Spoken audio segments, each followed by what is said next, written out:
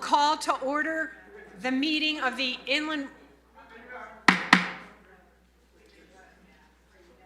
We'll call to order, please, the meeting of the Inland Wetlands Agency and Conservation Commission.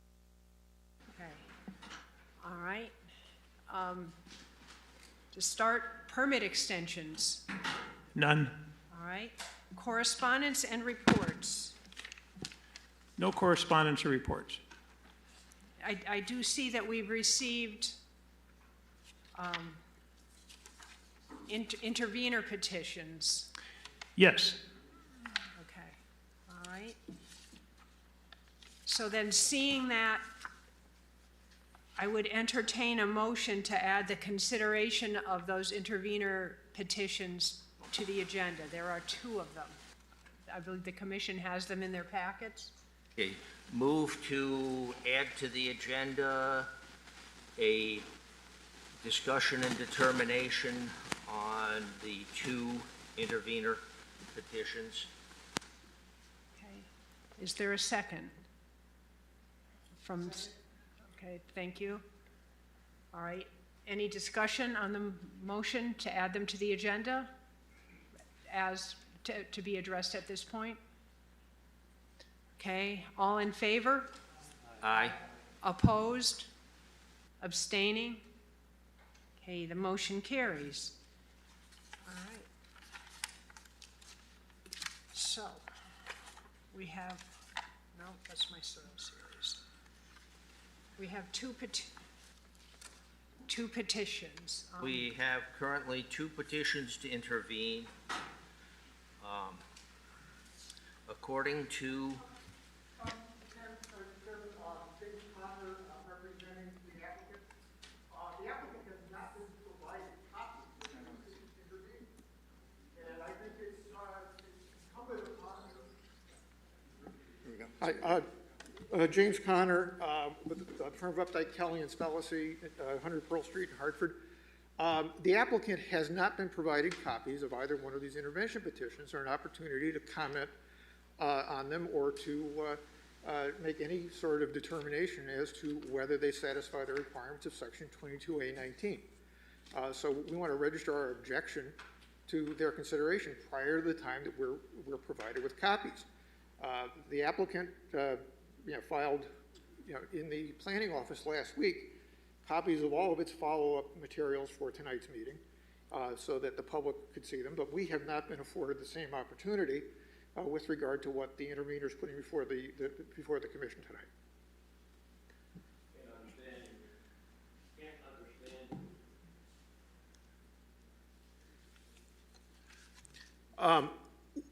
I'm objecting on behalf of my client, the applicant, to the consideration of these intervener petitions without the applicant having been provided notice of their filing or copies of what they say. I think that my client has a due process right at a hearing of this nature to see what's being filed and to respond to it and to present argument as to whether the form of the intervention petition satisfies the requirements of Section 22A19 of the general statutes. And right now we're in the dark.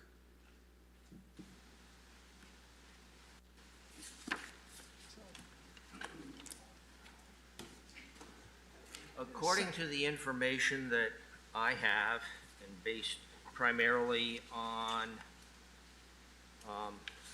information provided by Attorney Janet Brooks and information provided by Attorney Barry Giuliani, the statute uses the term any in regards to who can file a petition. It does not have anything in there to allow the applicant to provide rebuttal until such time as the commission has decided whether it is a proper verified petition pleading and the intervener has provided their expert testimony. At what point will we see a copy of the petition?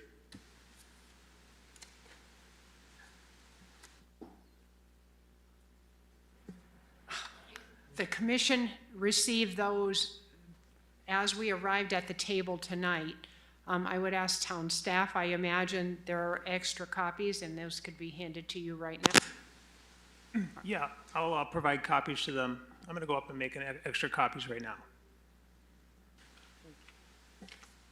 And just to reiterate, you'll be given an opportunity, you know, based on, we haven't addressed it yet, but should information come from that, you're certainly going to be having the opportunity to answer. Okay, so. Okay, dealing with the first petition to intervene, given by David Mills and 3 others. To be a proper intervener, the intervener must meet a number of specific requirements. That this be done pursuant to section 22A19, in which his petition does assert that this is pursuant to section 22A19, that it must contain specific factual allegations that the intervener intends to raise that show the possibility of reasonably likely to have the effect of unreasonable pollution impairing or destroying the public trust in air, water, or other natural resources of the state,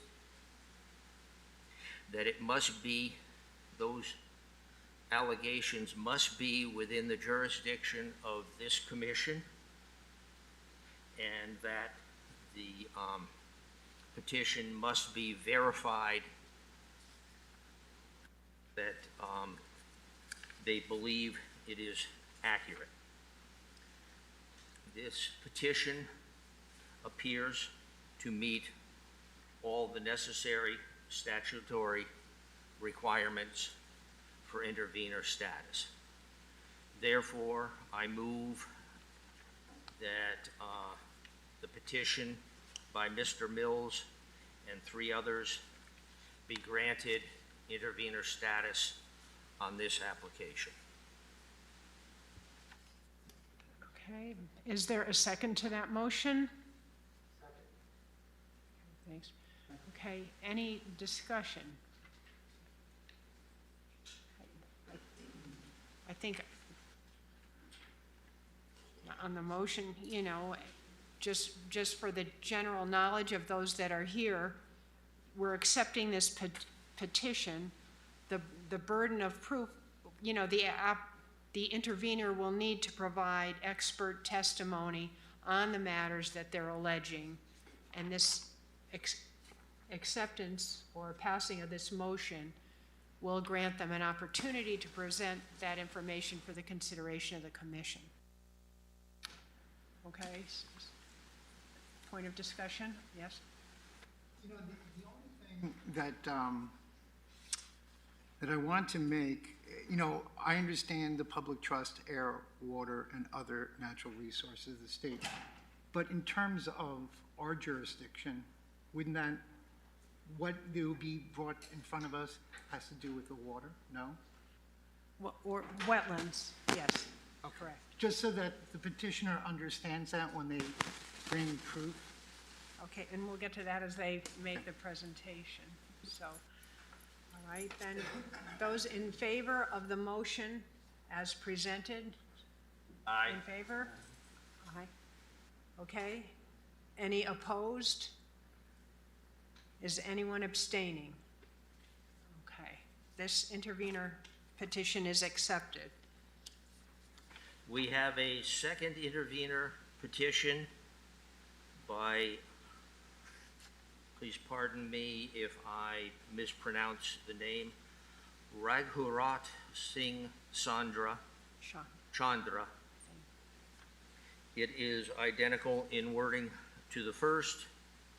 Therefore, everything I said about the first petition would apply to this petition also. Therefore, move to accept the intervenor status for this petition. Thank you. Is there a second? Second. Thanks. All right, any discussion? All in favor? Aye. Any opposed? And any abstaining? Okay, so that motion carried unanimously. All right, we are on to bonds No bonds. and minutes from last meeting to the commission. Has anyone had a chance to look at those? I'm sure. They appear to be acceptable. Any comments, corrections? Hearing no comments or corrections, then we have approval of the minutes of the August 4th special meeting by consensus. Okay, conservation. Oh, I think one of the square foot measurements was off by, Okay. the building is 36,000. where are you?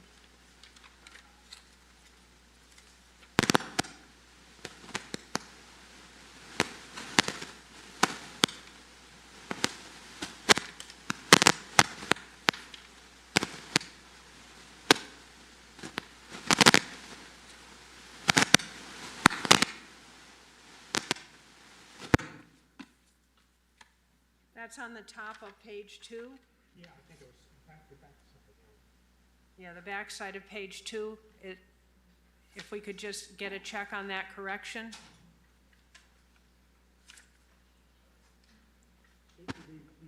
Is the building 36,000 square feet? 360,000. Thank you. Okay, Okay, okay. so accept with correction. All right, then maybe we'd make a motion, change from the consensus to a motion on the Okay, corrected move minutes. to accept the minutes of, was what, the 8/4, 8-4 special meeting. 8/4 special meeting with the correction of the square footage of the building as shown on page 2, Yes. From 36,000. from 36,000 to 360,000. Okay, good catch. All right, thanks. Anyone second? Second. Okay. All right, before I move too fast again, any other catches of a typo? All right, all in favor? Aye. Opposed? Abstaining? Okay, we'll make that the formal acceptance of the minutes. Okay. And it also had minutes for the 21st, but I just have one in my packet, or did I miss one?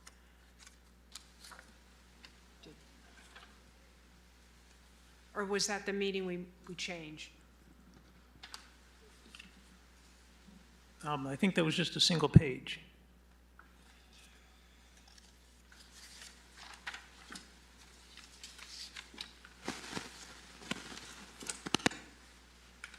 Is anyone else finding that one?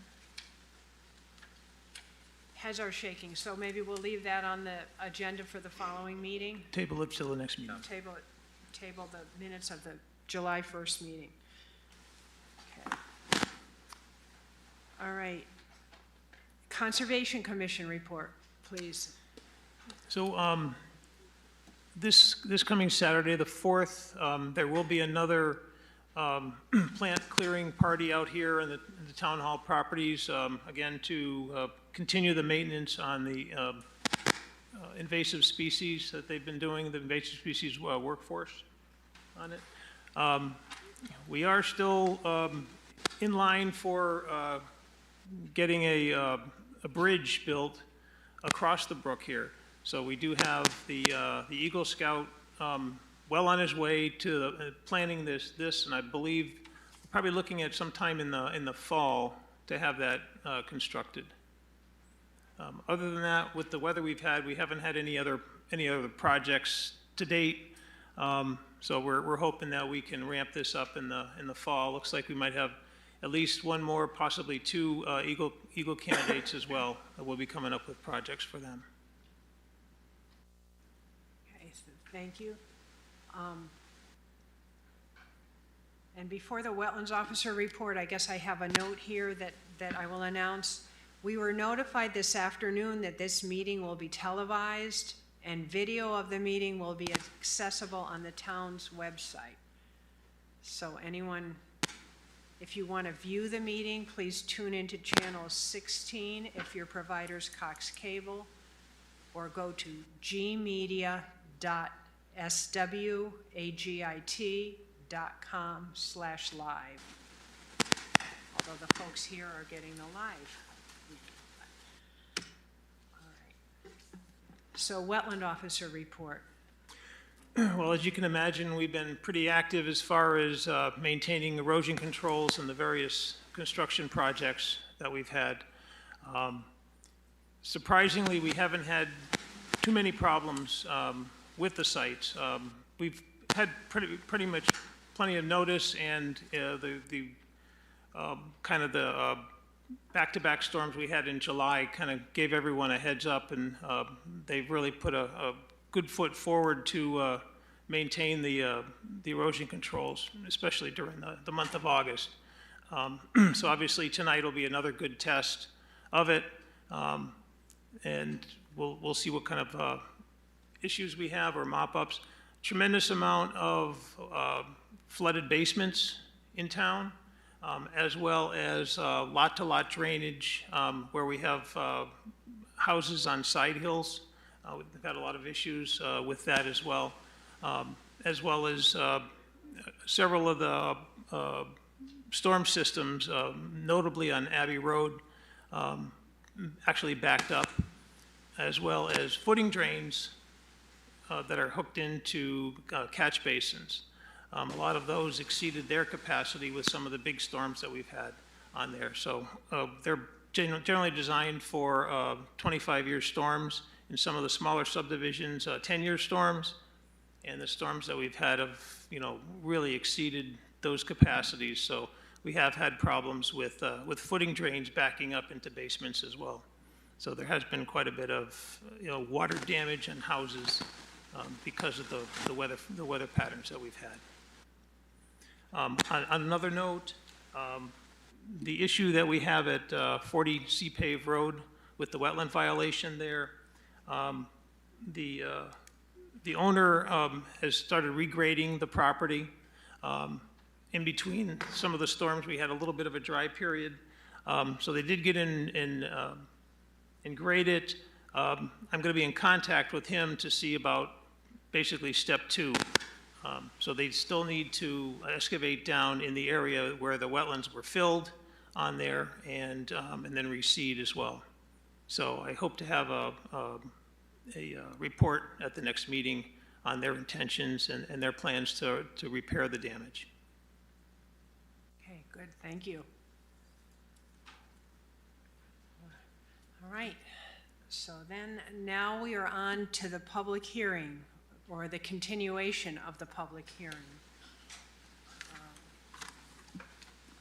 Just for a matter of format and to have things organized,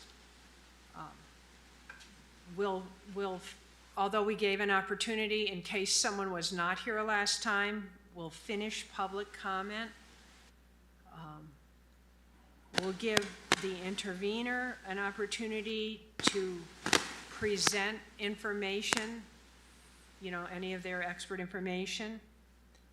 And then we'll have the applicant response, to previously identified things, or you can identify things that need to remain open. And then we'll move into the question and, question or answer phase, so.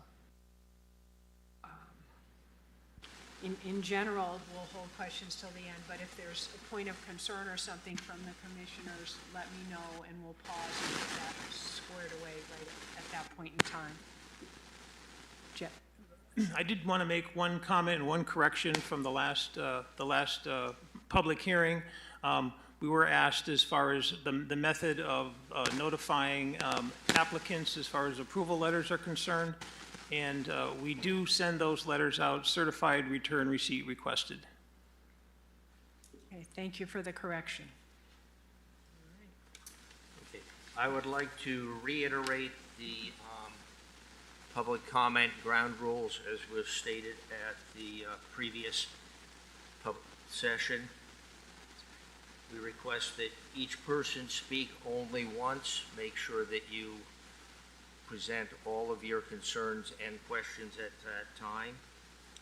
Concerns, comments, and questions shall be limited to issues within the purview of this commission. If somebody else has already raised that issue, please don't give a long dissertation on the issue again. Just state that you agree with what was previously said. You must sign in, giving your name and address printed for legibility, as that is necessary for the public record. All comments, questions, and concerns shall be addressed to the commission. They are not being addressed directly to the applicant. This is not a question and answer period. The commission will listen to the comments and questions being raised and will address them at the appropriate time after the public comment session has ended. The commission does reserve the right to ask a question of the person making a comment if they feel they need clarification as to what the concern is. Thank you. So is there anyone here from the public who would like to speak on this application who did not have a chance last time? No? Yes, sir. Okay.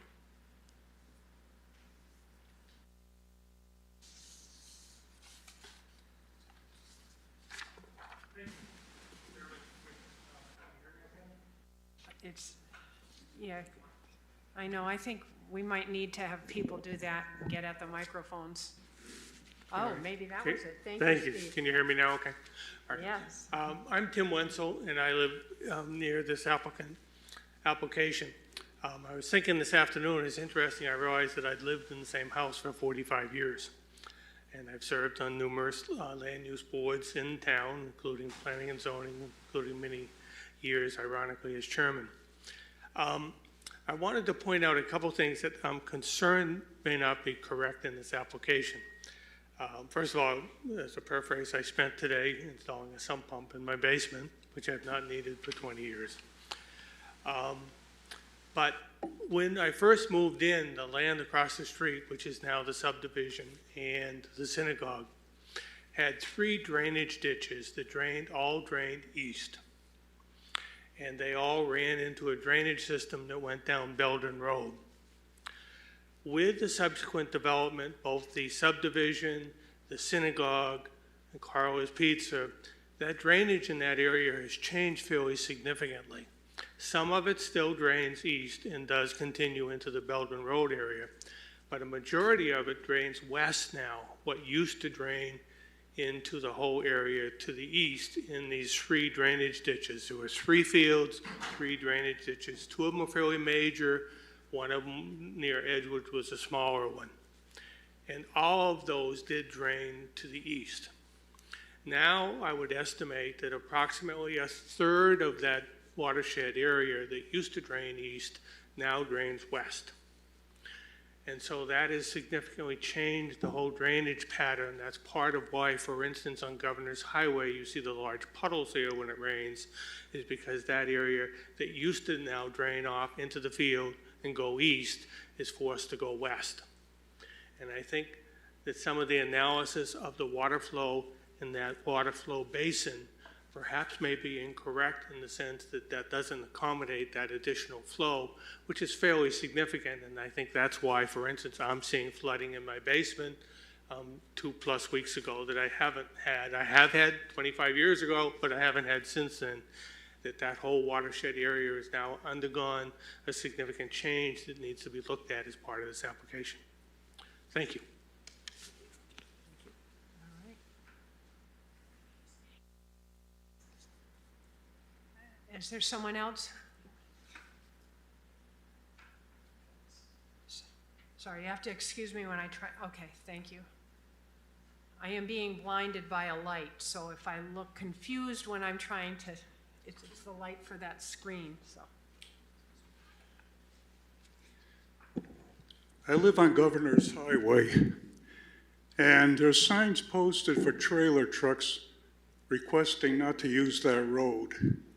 I have seen up to 4 trailer trucks in one day using that road. Every day during the work week, I'll guarantee you trailer trucks are using that road.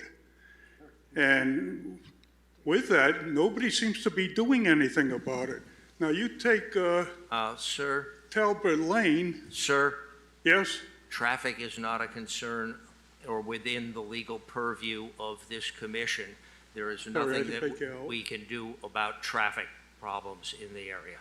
Okay, you're saying I shouldn't have said that? Yeah, Okay, this I'm is the sorry. Wetlands Commission, so that Okay. would properly go to the Planning and Zoning Commission, or, Okay. or if it's an enforcement issue, But the the town concern council. here is still, coming out of Talbot Road, taking a right-hand turn, it's a beautiful way to get through, instead of going back to the highway and circling all the way around. So it is a concern. And the other concern is my neighbor, his yard fills up with water. You can actually put a canoe in there after tonight's rain. The way the road is tilted, the water is there, and again, we got a flooding problem. And I don't know how much a building this size will move the water table, if it moves it at all, but you gotta think about it. Okay, now the school buses are running, and believe me, Governor's Highway is getting a lot of traffic between school buses, dump trucks. I don't think we could use any more traffic. I'm concerned in that particular area. And then, of course, I don't want to look outside my window and see a warehouse. I didn't move there to see warehouses. If that view was blocked, I probably wouldn't have a problem. And it may be blocked, I don't know. Okay? But that's all I have to say on it. Okay, thank you. Thank you.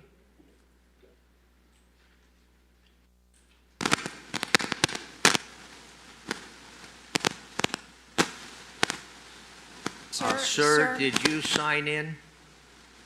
If you would please print your name on that form and give your address so we can identify next door where the flooding is and have your name for the public record. Sir, you need to come up and sign in with your name and address, please.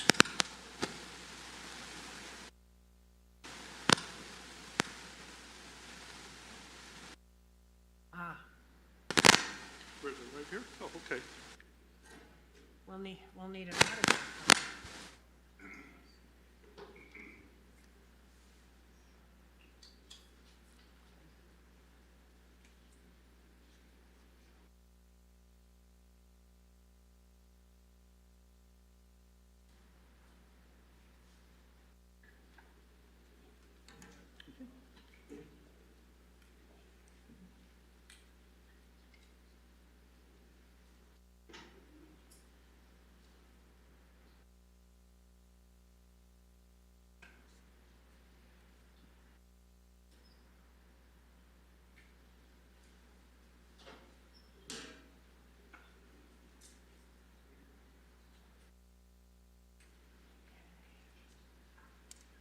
Would anyone else like to make a comment about wetlands-related issues? Yes. And maybe we should have you just print your name and address first so we Yeah, don't I'm lose gonna track do of that. it. Let's do that. Thank you.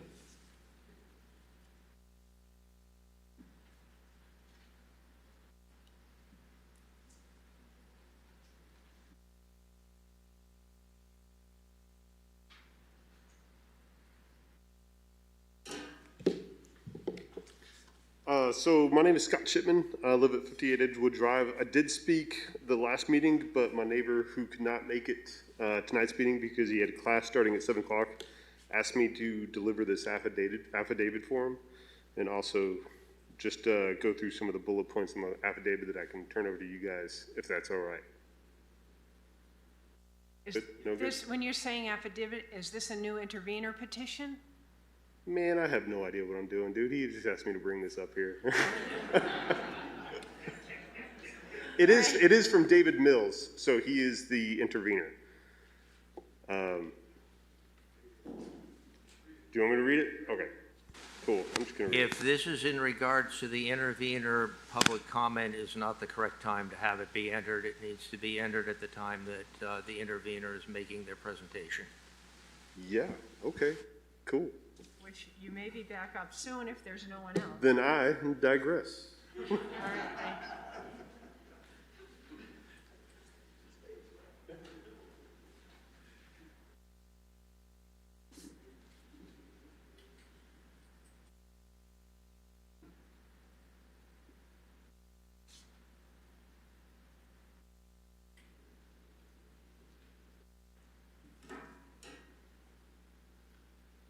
Gonna go anywhere? Hi, my name is Jim Marino. Live in the neighborhood. I've been in the construction industry for 30 years, and without going into a lot of detail of my experience, I've done the construction on mega warehouses of this size. I've personally done things like tire rack up in the Windsor locks. My company actually does the like the Amazons, the Dollar Tree of 3 million square feet. So I've experienced and understanding exactly what's going on with this, and I did review the plans. One of my concerns is like everything else, so the general contractor, people get hired, usually the jobs go to the lowest bidder, whether that work is done properly, and considering a construction this large is abutting the neighborhoods as it is.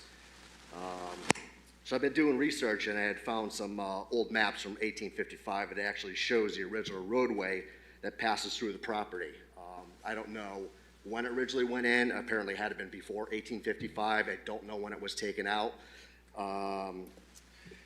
But at some point it was decommissioned. You can actually see that old original asphalt road, pieces of it, because years ago I walked out back there and you can actually see parts of that road. It's actually on the applicant's V1 drawing. I believe this had remained a wooded area ever since 1855. I don't think it was ever used any residential, any farming.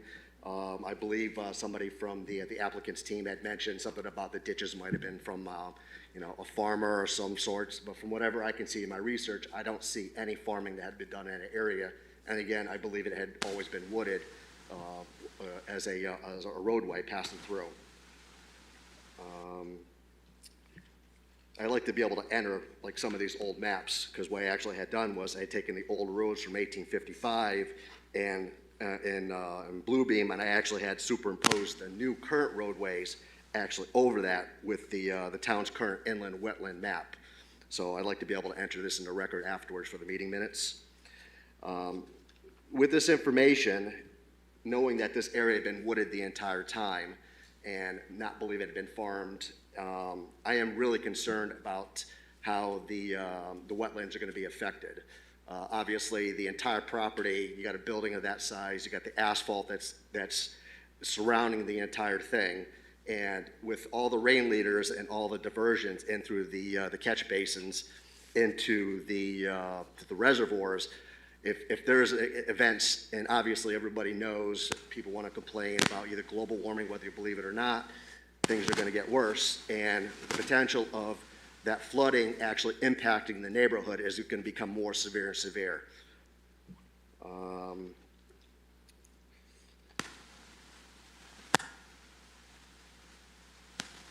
Obviously, at this point, I don't believe this is a good idea. I can understand and sympathize with the landowner that he wants to, obviously build to sue, whatever the case is. But I think, like everything else, I think we need to do it in things in moderation and not interrupt the natural land that's supposed to be there and protected.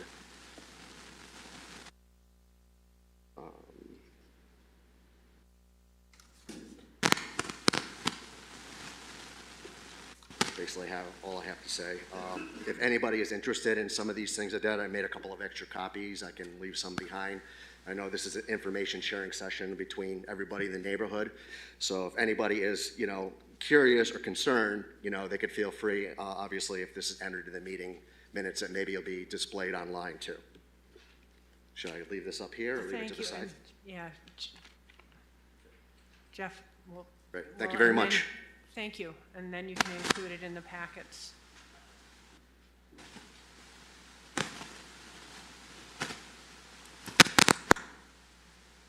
Anyone else?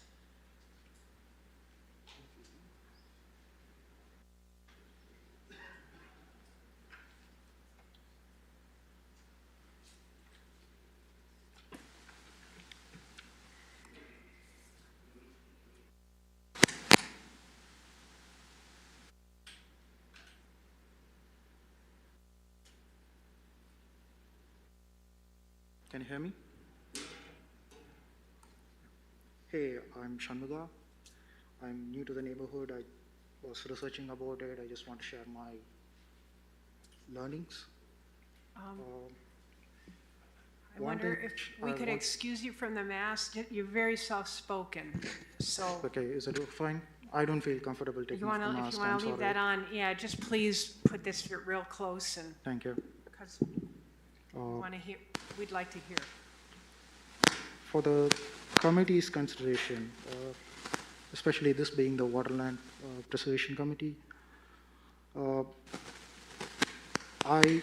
I'm not sure how or who's going to assess the impact of shifting of watershed feeds.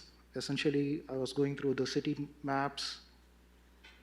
Looks like this property is going to shift about 30 acres of surface water capture from CT River Basin to Podak River Basin. I don't know what is that impact truly because I'm not a biologist or anything, but this will impact from engineering point of view. And there's going to be a lot of de-icing, salts, the snow pack which is getting captured in that 30-acre lot right now is not going to be there anymore because it's going to be removed, de-iced, glycol, everything is going to be going in because it's an industrial site going after. And there's going to be pesticide use, there's going to be PCBs from surface lots, there's going to be chemicals from the parking lots, chemical seepages from outside, cleaning chemicals, oil spills, truck seepage, tire residues, and this is going to be not just heavy vehicles, there's going to be a lot of smaller vehicles which can take like 12 feet roads all day long, all night long. I don't know what's that impact on this sliver of wetland here. Then the main one. This is going to be an enclosed area, meaning inside the building, what is going to be stored? And if some, God forbid, some spillage happens or a chemical fire happens, where is that chemical going to drain off? It crosses over a small railway line, and things gets blocked up in railway lines often. Such a big distribution center with continuous chemicals and industrial things flowing, and it's bound to have an impact. And you have a food processing unit right next to it. Have we considered that? Second one, this whole area, it's a wetland. This plan is to drain the wetland into the stormwater drainage system. 30 acres of wetland draining into 1, 2, 3 stormwater drainage systems from an existing infrastructure when this whole area was developed in the past 30 years. And all this time, this land was open, wooded, with drainage ditches inside the lot, and it's getting filled. The lot is getting elevated. It's going to act as a elevated hilltop reservoir, pushing down snowmelt, chemicals, effluents into these stormwater drainages. It's going to pop up at the other end of the line, like the Cody Circle, Edgewood, maybe further east into floor basins, floor drains, whatever's connected to that stormwater system. It's going to cause sinkholes, road cave-ins, flooding on the Cody Circle, flooding on Baker's Lane, flooding on the Belden. We're going to maroon this whole neighborhood when there's a big rain event or a spring thaw. Not just this. 1, 2, 3, 4. Sorry, the top one, the northeast, the southeast, and the west corner end. They all go to the stormwater drainage, which go around the Belden Road, joins the Podak watershed. It's already a FEMA controlled area, FEMA zone. What is the impact of this additional basin water? Even a half-foot rise in that area is going to flood basements across that, cause sediment and pollutant sedimentations. Well, and one more thing that I'm not an expert, I'm just going through the site. What I found odd was the MS4 reports for this area clearly states that this is not a detailed stormwater mapping area. I wish I know more. How was this outflow assessments made when even the stormwater mapping is not detailed? Who evaluated it?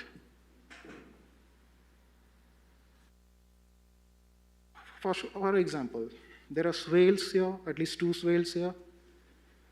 The applicant's ecology summary just states one line saying, hey, I don't see any issue moving 30-acre surface lot water from one basin to other basin. Sir, you have exceeded 5 minutes. Thank Please you. wrap up your presentation. That's all I have. I mean, what I want to say is there needs to be some city-side assessment or engineering assessment of the stormwater drainage impacts because of this. I feel it is not detailed enough and it misses a lot of open trenches. The swales are not accounted. On the other side of the road, the swale goes all the way till Belden and on the Baker too. It's going to get impacted. Please do an independent city-side assessment of this MS4 system. I think it will give us more insight on how the water system is going to be affected. Thank you.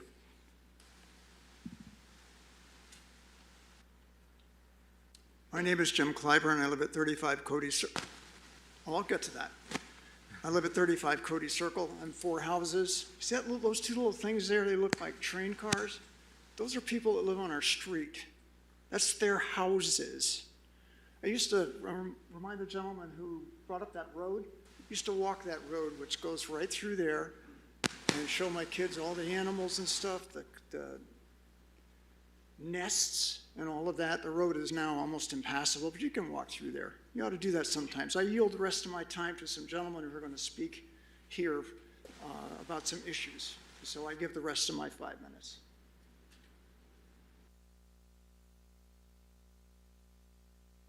Oh, by By the way, I was also on Hilton Drive when we had flooding over there too. The kids love the ducks floating in our backyard.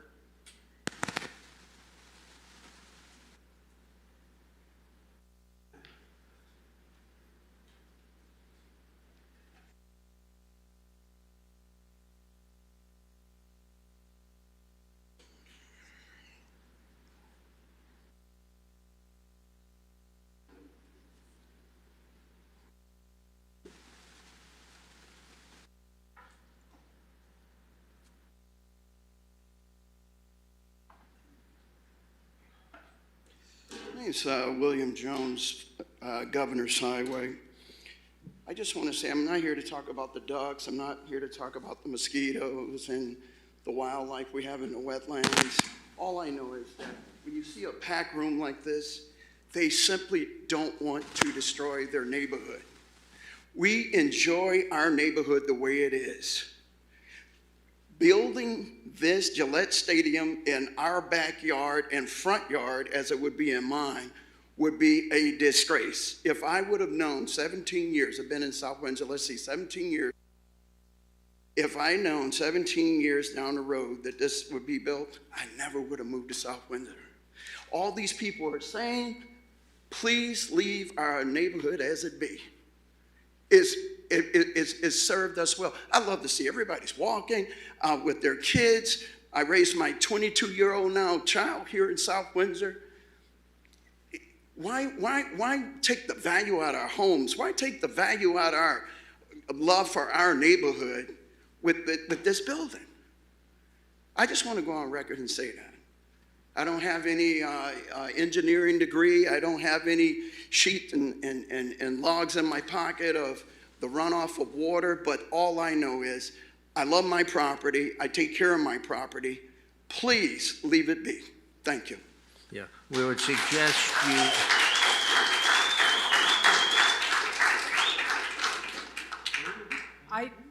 That is an issue that would need to be brought up with planning and zoning, as it is not a wetlands issue. I appreciate your concern. Yeah. All right. Jack, you were quicker than I was. The Wetland Commission is a regulatory commission. It has specific responsibilities. It has to make the decisions in accordance with the provisions of state statutes and the subsequent, case law that's come along. So we need to focus on the wetlands issues, and we need to focus on technical and specific expert information that's coming before the commission. Quality of life, those types of things really are they're within the purview of planning and zoning, and that's a commission that can do something about them. This commission is not. And I feel for the people in this room. This, I feel like, is an outlet because wetlands happens first. But if there's strong feelings, they need to be directed to an appropriate place where they can be heard and acted upon. Okay.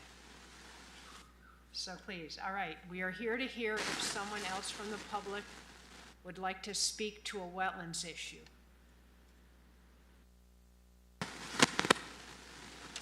Somebody's saying the base coaches are in action. Okay. Seeing none, I would suggest we close the public. Yeah, not the public hearing, we're just closing the public. All right, so as we indicated earlier, we will now give the intervener an opportunity to present the information in support of the allegations in the intervener petition. Now, do we want to hear from one before the other, or are the interveners coordinating with each other? If someone would just explain to me. Okay, that was a yes on the two intervener petitions are actually coordinating the presentations. Okay, all right, and I take it you will be, thank you. And for the records, Yep. printed name. I will definitely do that, but I need to keep my rhythm going. I'll definitely do it. Good evening, Commissioners. My name is John E. Holizak. I've lived in South Windsor continuously for 29 years. For the last 27 years, I've been at 39 Cody Circle. And I want to start by thanking the commissioners for your volunteer service for the town. Commissioners, the abutters who received notice were studying the website. I don't want to belabor that, but I gathered as many of them as I possibly could 2 days before the meeting when the notice went out, and I tried to explain to them what your commission does. So just speaking for the interveners, we apologize for some of the extraneous testimony you've heard. I'd like to begin this evening by starting with the big picture and then working my way down into the details. Along with this activity, I will be calling other witnesses forward. We have a specialist in entomology. We have a trucking logistics expert. We possibly have other experts that we will call tonight. So with your permission, I will proceed.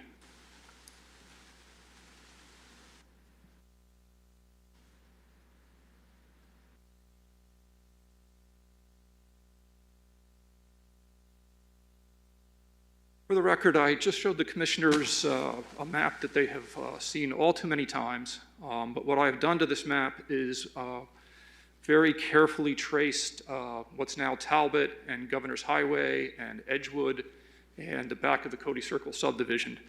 So I wanted to basically demonstrate where this property lies in the watershed so that for your consideration, it's treated carefully. I don't think, arbitrarily, just because somebody is calling them ditches and trenches and that sort of language.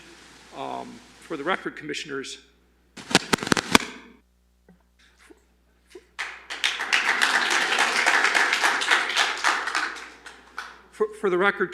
state law treats these water courses, be they intermittent or regular water courses, with the same language as wetlands. Every time they appear in state law, it is wetlands and water courses, wetlands and water courses. So I'm going to try to stay true to that tonight. And anyway. So what I'm trying to show with this map is basically what was called the King's Great Swamp or Great King Swamp of South Windsor. We now know it a little differently. In the northerly region, we have the Major Donley Nature Preserve. Then we come through some heavily wooded residential areas, and you can always see water when you travel through there. You then pass the Burgess Road, town-owned land. There's some farming activity here. And basically, it moves north to south down to the Podunk River. And with your permission, I'd just like to trace that shape.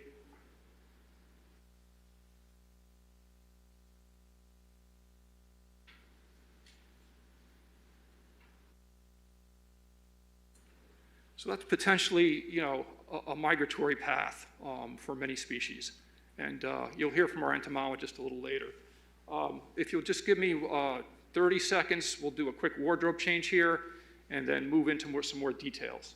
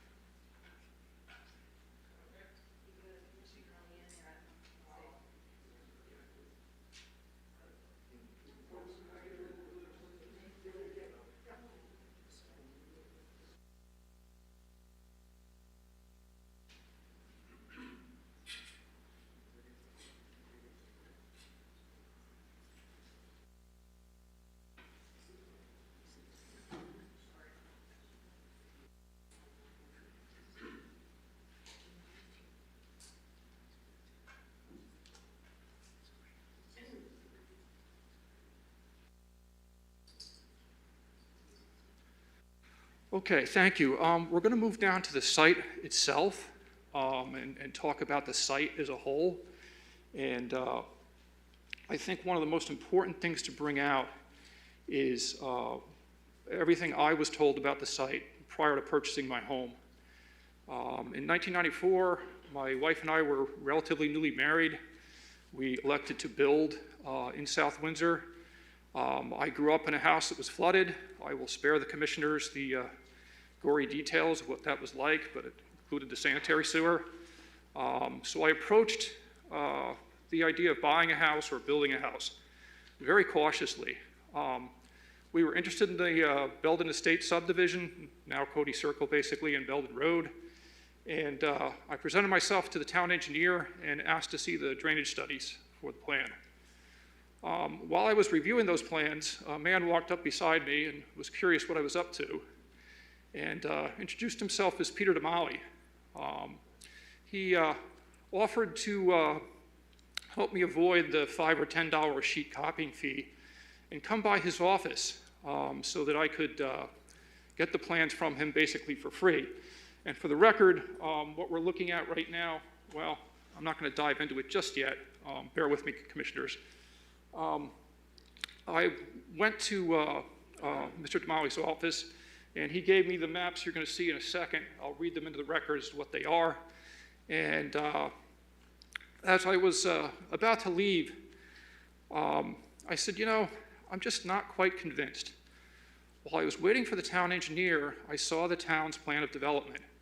And there was a large industrial lot kind of jutting out right towards the subdivision. And Mr. Damali told me not to worry. He was the former town planner, and he showed me the plans that I'm about to show you. And he said that the French Social Circle was going to develop on a small plot of land down near what was once called Central Avenue, now Talbot, and that there was a large block of land behind the intended home for the French Social Circle. And he said, don't worry. He said, there's so many wetlands back there that no one will ever build there. And he gave me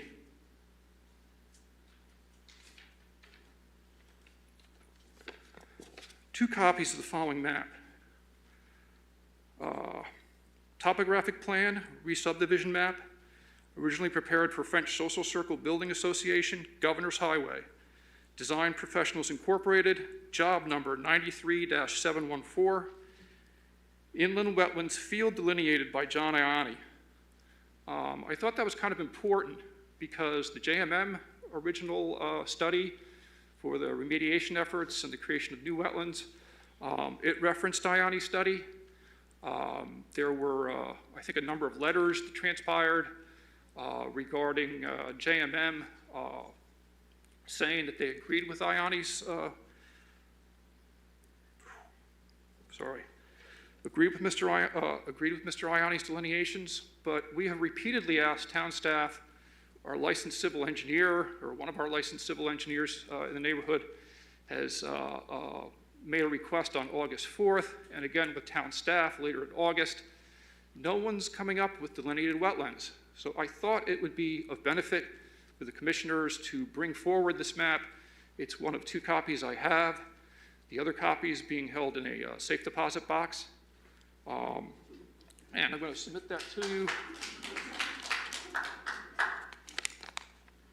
I'd like to ask a couple assistants to come up and just hold this map, and then we're going to look at some other maps. I've got an envelope for it. The paper is old, it's really delicate. Not that one.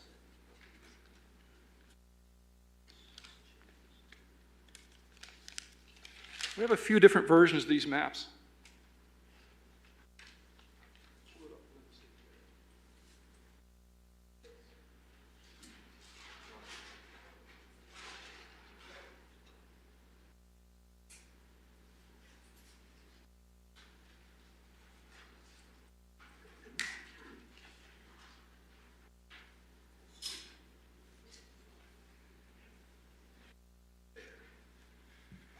Okay, for the record, to my far left, you see a number of images, but the most important one is the match line between an enlarged version of the wetlands map that Mr. Ryan Witherall is holding in his hands for me, and also the subdivision map is match line to it. That's underneath this image analysis.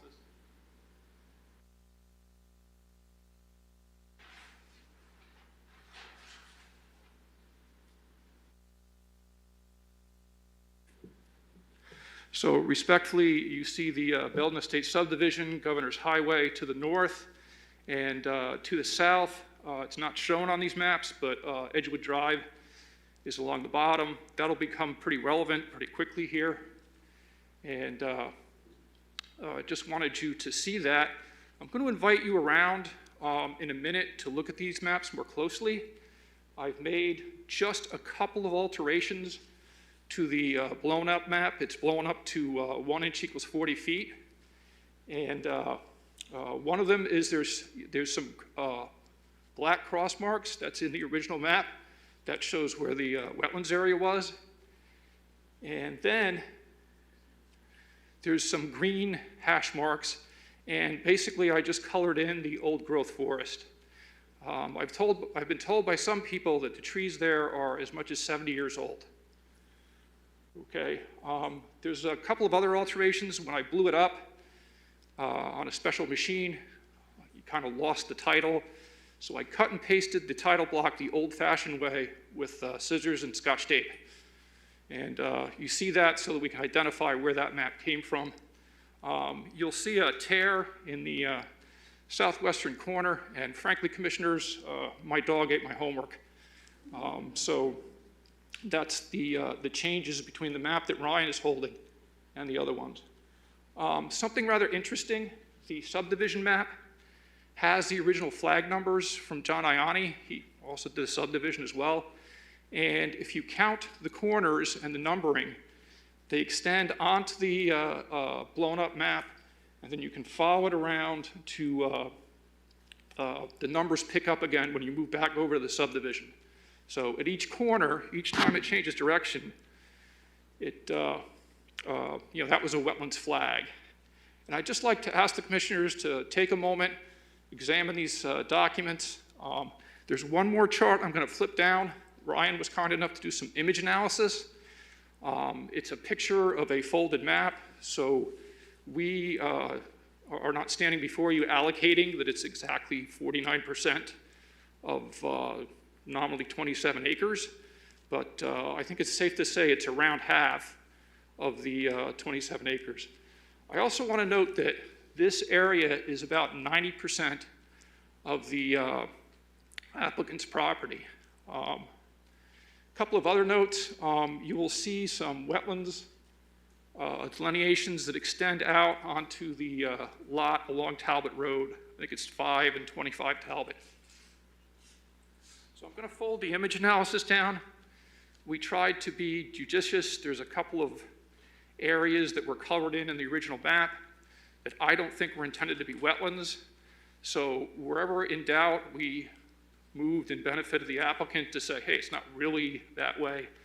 You'll also note, especially when I flip the other chart down, that even in the space of 30 or 40 feet, the soils change back and forth. That can be particularly noted in the southwest corner of the map, okay, where every 30 or 40 feet, you have wetlands, and then 40 more feet, you have drylands, and back to wetlands again. And those end up in the southwest corner of the application of the applicant. So come on around, have a look.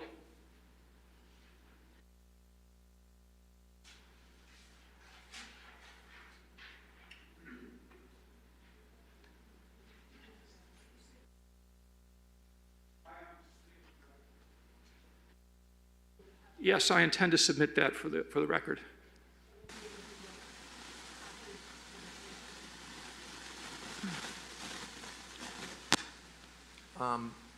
This historic information is interesting, but I don't see in your 5 factual allegations any information or any allegation of improper mapping. I'm coming to that. So if you could please, please show how this relates to your 5 allegations.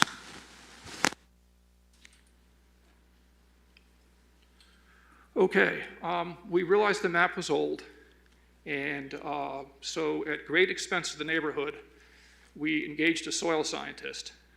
I don't know if any of you have been to the site, but Governor's Highway and Talbot Road have no trespassing signs. We think they were posted around mid-July or so, and we tried to honor that. We did not test soil on the applicant's land itself, but let me grab the report here.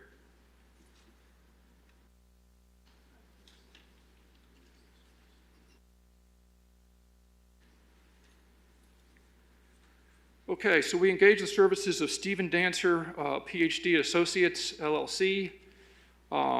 The report is entitled Wetland Investigation, Vicinity of 25 Talbot Lane Site Plan, South Windsor, dated August 25th, 2021.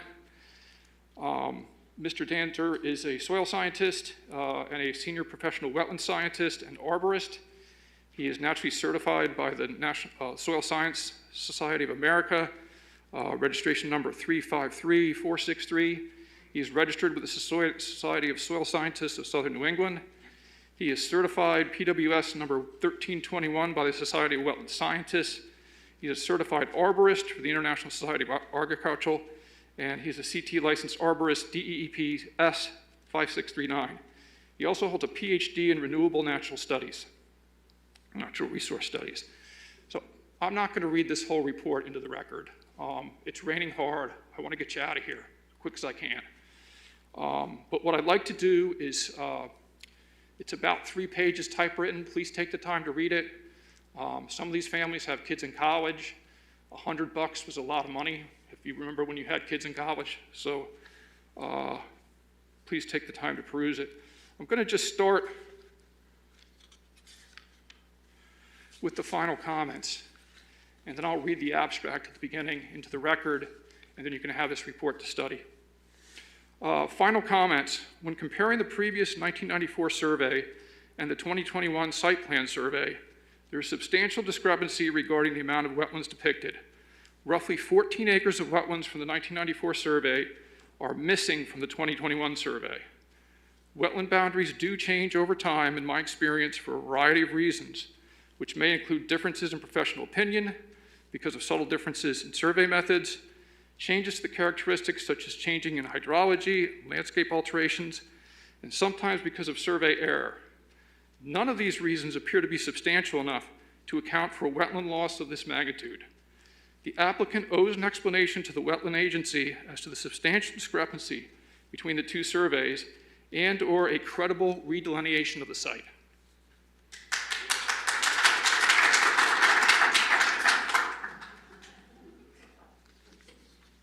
Okay, so this was accomplished by sampling the soils along the abutting properties. And for the record, I'm going to go indicate the Edgewood Drive properties that directly abut the applicant's site.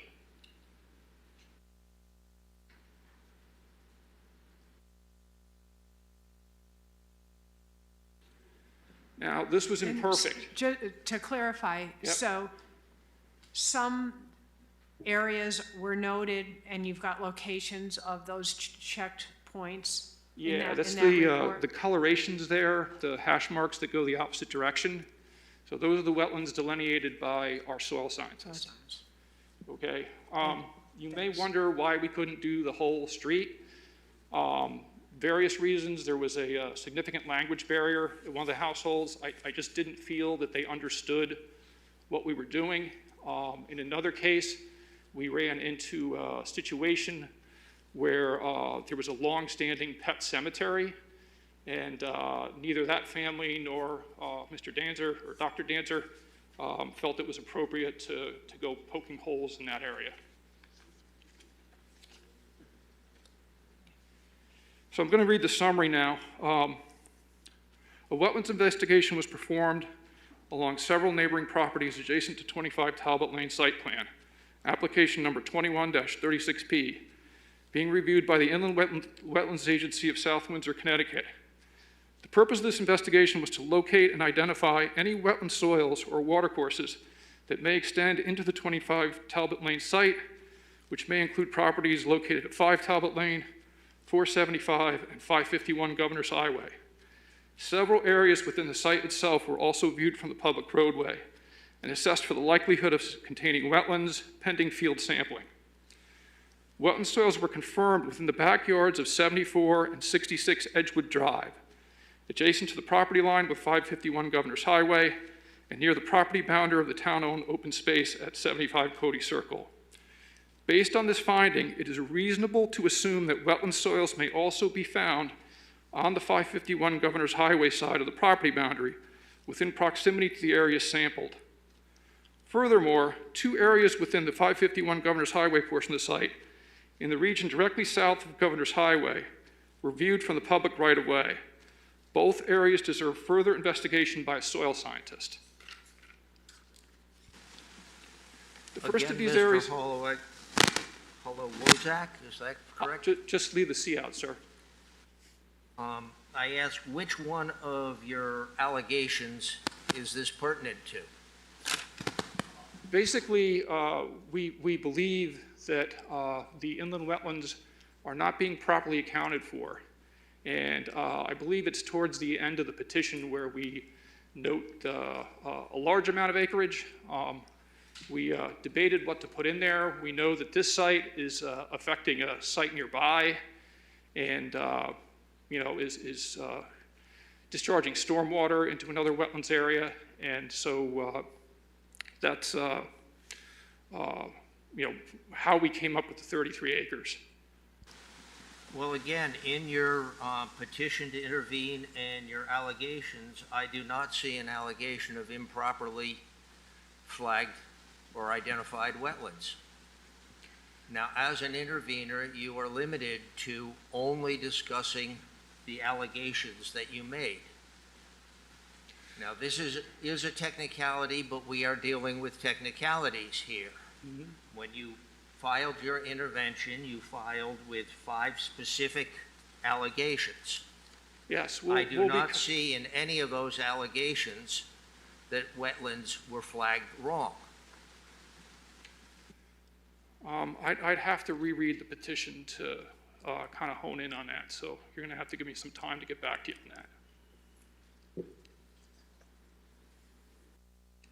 on that. Just to finish reading the summary, this was in regards to Governor's Highway. The first of the areas was located across the road from 550 Governor's Highway. The wetlands may extend slightly more to the west than depicted in the survey provided by the applicant. The second area is located roughly 265 feet east of the intersection of Talbot Lane and Governor's Highway. This area was indicated as a wetland based on previous 1994 survey, topographic plan prepared by Design Professionals Incorporated, but not depicted as wetlands in the current 2021 application. And I'm going to just point out that small wetlands flag area.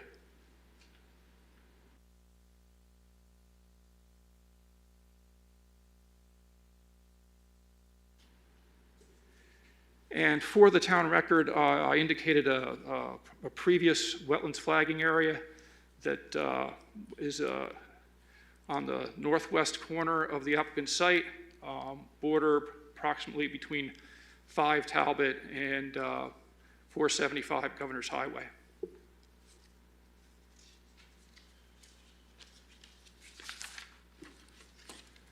For the record, I'm submitting this report.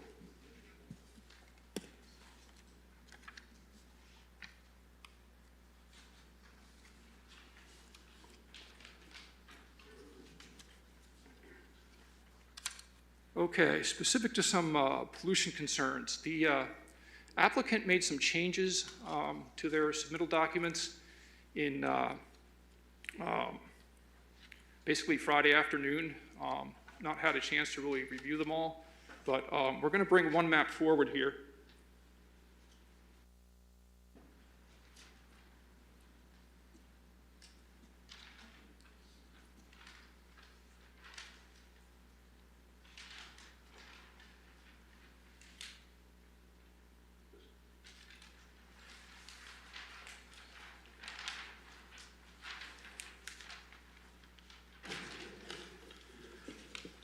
For the record, 25 Talbot Lane, site plan application, grading plan, sheet C-GD2. I believe you already have this document. Someone hold this up for a second.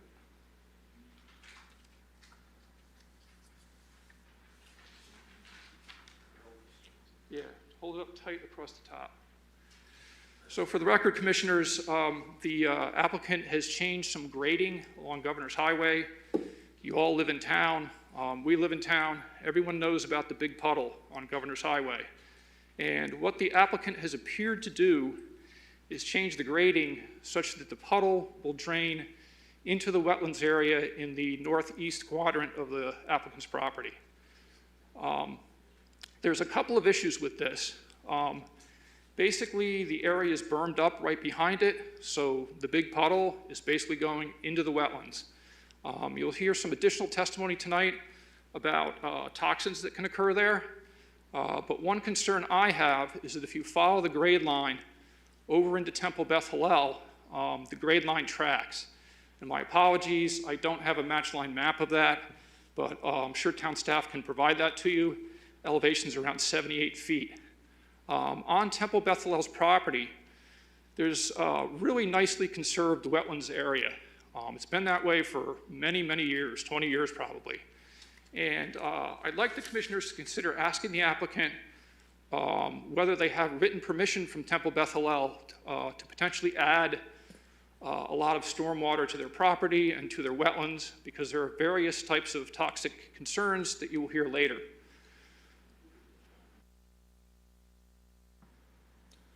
Okay, and just one more, actually two more things.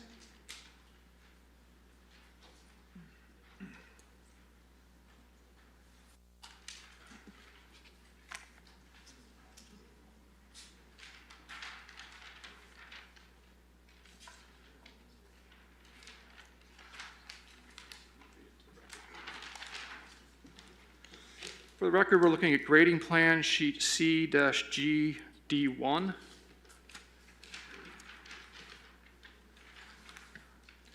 Another change that the applicant made is a small conservation area in the northwest corner of their property. It's right at the top there, adjacent to Governor's Highway.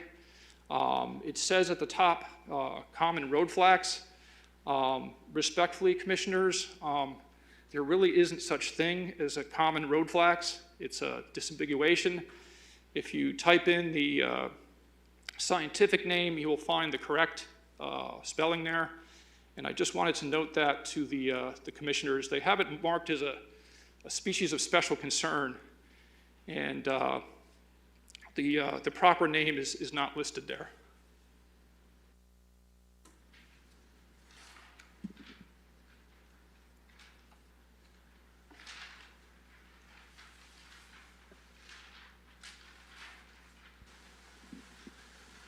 I appreciate you pointing out a typographical error on the page so that it can be corrected. However, in what way is this reasonably likely to have an unreasonable polluting impairment or destroying the public trust? Is that well, if you're going to have a typographical error? Yeah, if you're going to have a conservation area, you should understand what's being conserved there. Okay, so that's part of the public trust. Yes, it's a typographical area. I get that. Just pointing it out to you. I'm not going to dig up the sheet, but another change that appears to have occurred is that there are now yard drains located adjacent to Governor's Highway. That's good. Hopefully they'll provide some relief. But I'm just surprised that a project of this magnitude is not providing stormwater catch basins all along the road. I listened to the testimony very carefully from August 4th. Mr. Peter Damali stated that the stormwater plan here would withstand a 100-year storm. If that's the case, what is the concern with this puddle? Why can't it be directed into a stilling basin or a similar function to better, control things, if you will? Stormwater drainage on Governor's Highway would not be within the purview of this commission. Okay, granted.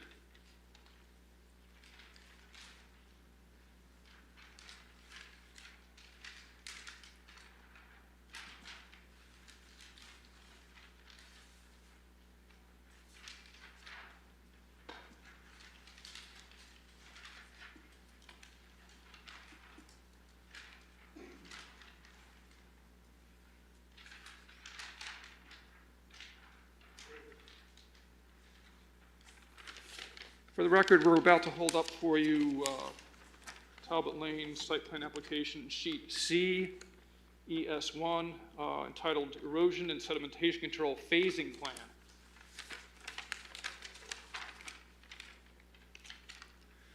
So for the record, Commissioners, we have spent a great deal of time.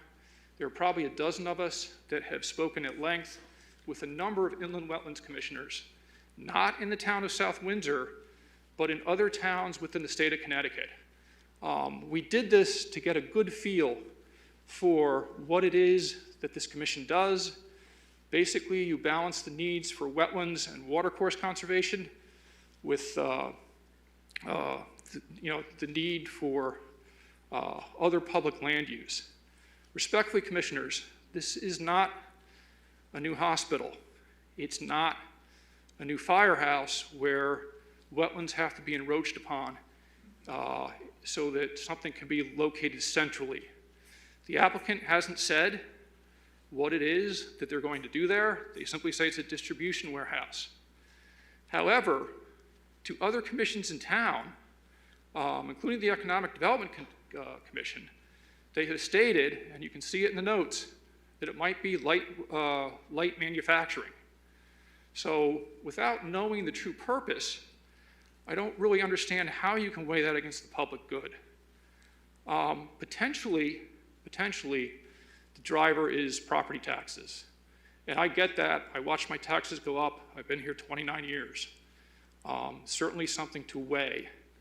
But what I was listening for, most especially on August 4th, was an alternatives analysis. We heard a lot of alternatives for the site. We did not hear any alternatives for the function. And one thing you can see plainly obviously from the sheet is that the building itself is being built in two separate phases, okay? There was a description that office areas would be in the southeast and the southwest portions, and you see there's separate parking lots. And then the building is basically going to be built in two phases. So why does it have to encroach on wetlands at all? Why can't this function be distributed? It's a distribution warehouse. I believe, and you can check with planning officials, that the applicant has stated the possibility of multiple tenants. So why not distribute this need onto other parcels? You're going to hear more from our other specialists, and I wish you to weigh that carefully. Okay? I was going to talk a little bit about the turtle. Got the turtle sheet. We're going to spend 1 minute on the turtle, I promise. Just respectfully, applicant submitted a report on Friday afternoon that dealt with whether these watercourses were suitable habitats for snapping turtles. And I'm not a biologist. I don't pretend to be a biologist. However, I went to the Connecticut DEP website fact sheet concerning the common snapping turtle. I've got the website here on the sheet that I'll submit, and I'm not going to read the whole web page to you. That's ridiculous, but a couple of key excerpts refute several key points in the GEI ecology summary. The one that jumped out to me the most is they inhabit almost any permanent or semi-permanent body of water. Snapping turtles can be found in a wide variety of habitats, preferably with slow-moving water and a soft, muddy, or sandy bottom. Snapping turtles rarely leave their aquatic habitat except during breeding season. The females travel in place to dig a nest and lay eggs. Selected nest sites include banks, for example, the banks of watercourses. They survive winters in Connecticut by hibernating when the temperature dips below 41 degrees Fahrenheit. They burrow into the mud and leaf debris in shallow water or under logs and overhanging banks. There's another thing here, but I'm just going to take one note out of it. Habitats typically occupy home ranges of 4 to 22 acres. And that's all I have for turtles tonight. Let's see, I think Janet will step forward next.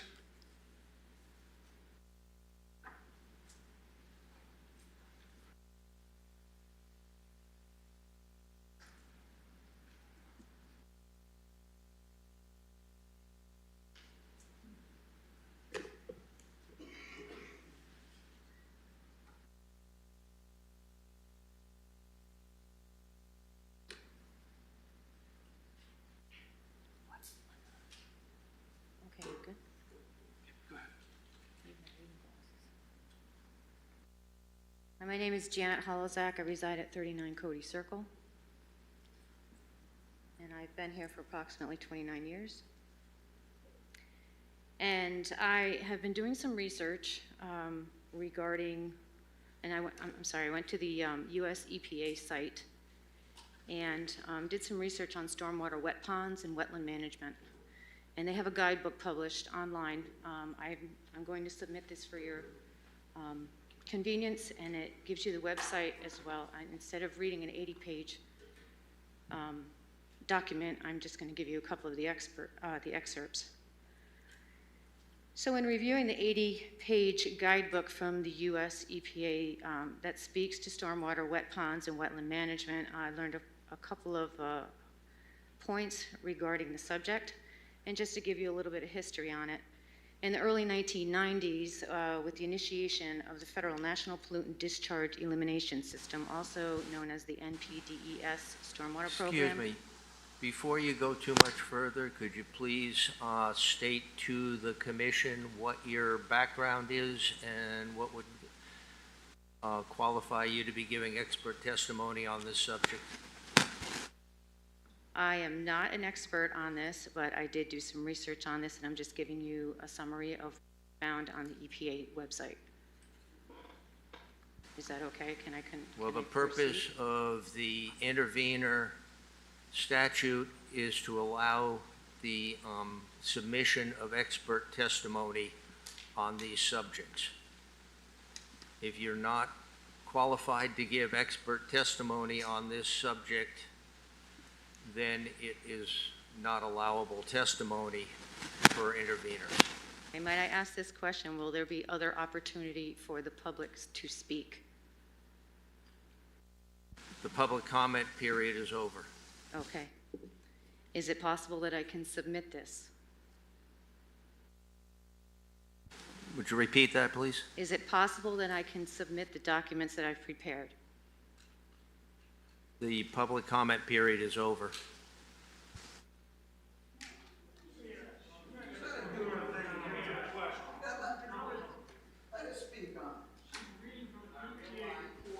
I realize that you may not agree with this. I also state that it is not up to me to decide whether to agree with this or not, but there are rules that we are supposed to follow here. And the rules say that interveners are given an opportunity to provide expert testimony, and at public hearings that the public be allowed to make their comments. Well, we had the time in which the public made their comments. We closed that earlier this evening. I understand that, sir, We but then opened this up for the intervener. I understand. The intervener is then allowed to present expert testimony, not public or private opinions. At this point, if you have expert testimony to be delivered, we will hear that expert testimony. But we had this open for a substantial period of time for public comment, and that time has passed. We must obey and go by the rules that have been established. I'm sorry that that's the case, I would just but like that to... is the case at this time. I would like to say for the record, though, that I was not aware of this, and if I had known that I would not be, if I did not have the opportunity after intervenor status, that I would have gone up during the time of public speaking and submitted this information. There's been a great deal of time put into this, and I would appreciate the opportunity to submit it at least for the record. That's reasonable. May I have your permission to do so? Feeling of the commission reasonable to receive? Is it acceptable to the commission to reopen public comment to allow her to make this or not? Yes. In the last meeting, it was done at the end, and I assumed that that would be the case here as well, but that guideline was not established when it was done at the beginning. I would like to not have an open debate right now. I would like a moment to discuss with the commission the feeling Again, I will of repeat opening the- this. So please, Do I have your we hear permission? you, and would you please let the commission consider? If we want to give 5 minutes? No. Or if you... I can't...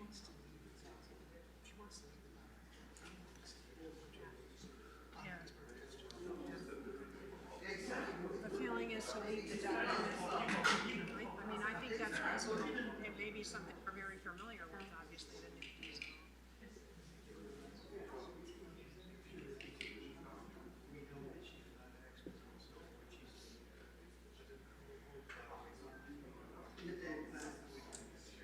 All right, so we will give 5 minutes now. So 5 minutes now, or leave the document? The feeling is just leave the document. The feeling would be, if you will leave the document, it'll be given to the commission, and people will read that research then. I appreciate that. Thank you very much. And thank you for your time. Thank you.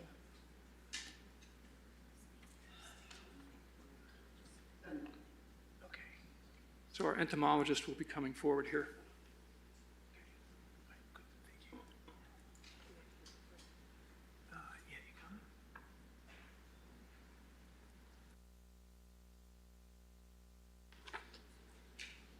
My name is Matthew Nashasaki. I live on 344 Hilton Drive here in town, and I've lived in South Windsor my entire life. I attended South Windsor High School and graduated in 2017, and just recently earned my bachelor's degree of science in entomology at the University of Delaware for undergraduate.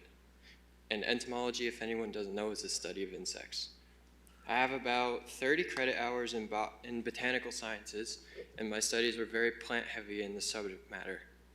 I am not yet board certified in the field of entomology, therefore I speak to you as a layperson and a South Windsor resident overall.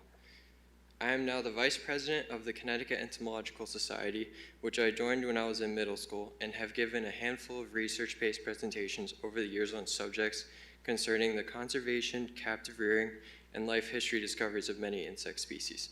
Commissioners, you do not really have to take notes because I will be providing these documents as evidence of my personal testimony summarizing my field observations growing up being an avid naturalist here in town.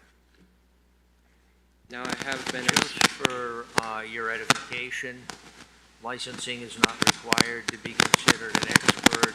I can't hear you. Yeah, this one seems to like to go. For your information, licensing is not required to be considered an expert, and the background you gave would qualify you for giving expert testimony on that subject. Okay, thank you. I have been observing the diverse wildlife and collecting insects on these trails around the property here in South Windsor since I was about 6 years old, and I have not been back to those trails that are around the Talbot Lane area since 2020. I was part of the tiger beetle relocation program before the Coca-Cola factory went up, which almost didn't get built there because of these tiger beetles, some of which were species of special concern at the time and endangered. More tiger beetle populations were relocated before Carla's Paso was put in place because the natural sandplain habitat where Carla's is now, which is essentially behind the Total Fitness warehouse, was a sanctuary for up to 6 species of native tiger beetles. It appears that the habitat for some of these species, such as the endangered dune ghost tiger beetle, Cincedella lepida, still remains fragmented out in the forest as a possibility. Commissioners, now I'm going to review with you what I am concerned about in regards to the native ecosystems. I encourage you to ask the applicant if a thorough wildlife inventory has actually been taken into account. The Inland Wetlands Ecological Summary appears to have missed some key aspects and concerns that are still very relevant during this time. So first, what I'm going to go over is the species of special concern and the native flora and fauna of the region. So we basically have to move past tiger beetles at this point because they have been relocated one too many times, but there are other invasive species that will eventually recolonize this area. Asian ladybugs are everywhere in town. I used to find the native and uncommon 9-spotted ladybug years back. Giant silk moths who are already in trouble from the Tachinid fly, Compsora consonata, brought over to control gypsy moths, also from Europe, will be affected by this construction. Many host plants of hundreds of moth species will be removed from the habitat that is already established and has been established for over 40 years. Eastern box turtles, spotted salamanders, and snapping turtles are all of concern with this build. Many vernal pools, which are seasonal pools that fill up during the spring rains during April and May, in these woods, which are breeding grounds for half a dozen native amphibian species such as wood frogs, spring peepers, spotted salamanders, gray tree frogs, marbled salamanders, American toads, Fowler's toads, and four-toed salamanders. This construction is going to displace so much native wildlife. Eastern box turtles are a species of special concern and have been between endangered and threatened for the past few years in Connecticut, Massachusetts, and other parts of New England. They need specific rock structures for their underground hibernation spots and are already sensitive to habitat loss. Just think of how many trucks and other large vehicles are going to be going down these main roads that aren't even highways, and these roads are used to get to the building docks. All of this traffic will be damaging to the animals attempting to cross the roads to get to specific locations to breed, or more importantly, lay eggs in spots that are basically blocked by roads. And you already see this when you see turtles in the springtime that you have to stop your car and move so they don't get hit. I have found box turtles here growing up multiple times, and they are a species I would be very concerned about being displaced with all of this. Painted turtles and snapping turtles as well are of concern. Now I'm going to go into some other reptiles. Eastern worm snakes need specific sandy deciduous forest soil to live, among other snake species such as eastern hognose, ringnecks, and eastern milk snakes, all of which are not common species, but I have seen them over the many years of exploring back in these woods growing up around the block. Smaller snake species that are more sensitive, such as these ones aforementioned, need mature forests and undisturbed habitats to reproduce successfully. Forest edges and fragmented forests are important feeding and resting stations for migratory songbirds in the springtime, such as warblers, orioles, wrens, and buntings. With the support of having countless moth caterpillars to feed in these forest plots varying in habitat, the birds can feed and then start nesting and breeding in these areas rich in resources. I have seen and heard 3 species of owls in these woods: great horned owls, barred owls, and saw-whet owls. Each of these are quite fragile when it comes to removing old-growth habitat with giant trees, both living and dead, which support many of the bird species as well. Some raptors that these woods are used for hunting are red-shouldered hawks, red-tailed hawks, and Cooper's hawks.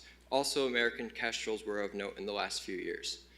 Owls are the most sensitive of all of these to habitat loss and need dead old-growth forest limbs to nest and raise their fledglings successfully. This would be very detrimental to their existence here. There are some plants of special concern that live here as well. Potentially, there are still pink lady slippers in these woods and downy rattlesnake plantains, which are 2 state-listed orchid species that are only found here in New England. Sedges are also of concern as well. There are some species that are yet to be determined, but such as foxtail sedge, Davis's sedge, and half a dozen other grasses, that some of which are endangered and state-listed for special concern across their entire range. Swamp milkweed, purple milkweed, and white milkweed are all special concern species here in Connecticut and can be found along these busy roadsides and forest edges with this wetland habitat that is so vital to these ecosystems. I have found Luna, Cecropia, Polyphemus, and Promethea moths in these woods. All are in the family Saturniidae, which are giant silk moths. These forests supports all of them in good numbers because of the host plant diversity in the trees that are found here. When the bats that feed on these moths are disrupted by the lights and noise, especially from the trucks, combine this with water retention areas and stagnant pools, and you get an explosion in mosquito populations, which are mostly non-native, and you don't have the bats anymore to eat all these up. Reptiles and amphibians will be disrupted the most from their nighttime migrational paths to wetlands and pools with these lights, as they use the moon and stars for navigation, as well as most nocturnal insects. This will prevent them from breeding and getting to where they need to go. Once the habitat is removed and changed to fit the needs for the buildings, invasive species will be of most concern in both the aspects of plants and insects, and they will be the first to occupy this new space. Some of note would be Japanese knotweed, Asian bittersweet, Phragmites, autumn olive, Elianthus, tree of heaven, multiflora rose, Ampelopsis, and garlic mustard are just to name a few that I've already seen around the property and in nearby woodlots where this building would be built. They are much more adaptable than any native species of plants, which need much more time to establish themselves after being disruptive. I also have some concerns about the planting plan in the ecological summary proposed by the applicant. Regardless of if the native species of trees such as sweet gum, red maple, and white oak are planted around the 360,000 square foot building, studies show that they ultimately will not replace the ecosystem that has been established itself for over 40 years in the town's history. I hope I have given the commissioners a good overview of what I have seen over the years here on this property in South Windsor. I want to thank you for your time and consideration and your service for the town volunteering. After your decision, feel free, and this goes for anyone, feel free to visit my table at the South Windsor Farmers Market to learn more about what I do with native insects. Thank you.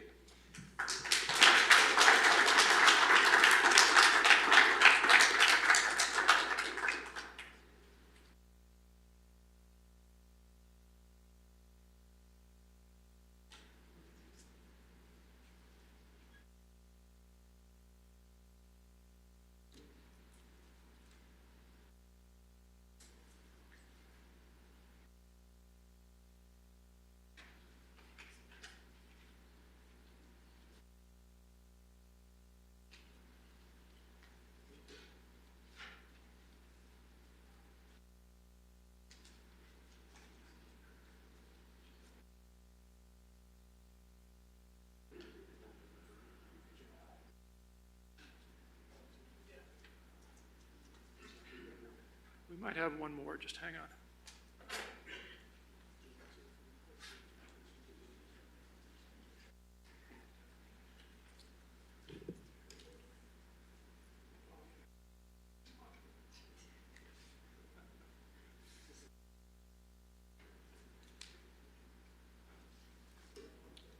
Good evening. Thank you guys for being here tonight and listening to our concerns again for the second time. My name is Eric Eichler. I live in the immediate area there. I'm not going to provide my address for safety reasons because of my job. I am a board-certified criminal defense investigator and a certified forensic science investigator. How that kind of ties into this situation is the forensics photography that I do. The biggest portion I saw basically from last time I left the meeting was the open area that you're taking away. The trees that are in that area that would filter out any debris that goes in. Please get closer to the microphone, sorry, or carry it with you. Is this better? Okay. Thanks. The concern I have is and he touched on it briefly, the amount of trees that are being taken away. It's going to be the natural filtration that's going to keep a lot of the debris out of the wetlands. You have the trees, the branches, the bushes, all that stuff is naturally taken away. Any debris from roads. As we see from areas that are kind of close by this that have had man-made water features, and as we can see up in that top corner, they claim that they're going to kind of leave that as best as they can. What you still have there is what we see at every large parking lot in this area. During the winter times, you see the snow removal companies pushing through. The debris that's in the parking lots gets picked up and tossed over the sides of the rails, which also ends up in waterways like this. I did take photographs of the neighboring businesses that had these water features recently kind of put in there. to kind of show how much debris, without that much public and employee-based activity, ends up in that waterway and is already damaging it before anything really even gets in there. Once you start adding in the trucks with oil, gas, diesel, other chemicals that hit the roadway and the parking lots, that also gets picked up with the snow removal, with rain, and gets kind of dumped into some of those catch basins and waterways. So I'd like to, for the record, submit some of the photos that I took from the neighboring areas that have all this debris that's already saturated inside of these waterways. And a lot of it, too, you can see is from the construction of these buildings. A lot of their debris has flown through the parking lot. And because there aren't that many trees, or they're not grown up, even though they did a decent job of trying to make it look pretty, it's not stopping anything from getting in there, like plastics, some of the chemicals that they had on their tools that have fallen in there, including buckets, and chemicals inside cardboard that I had noticed. So with your permission, I'd like to submit these photos for you guys to review. Thank you.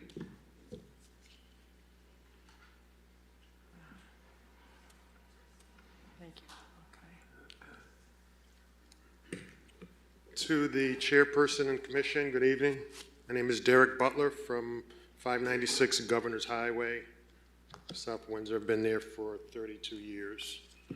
In terms of additional effects on the environment, I've been in trucking, warehouse management, fleet management for over 30 years.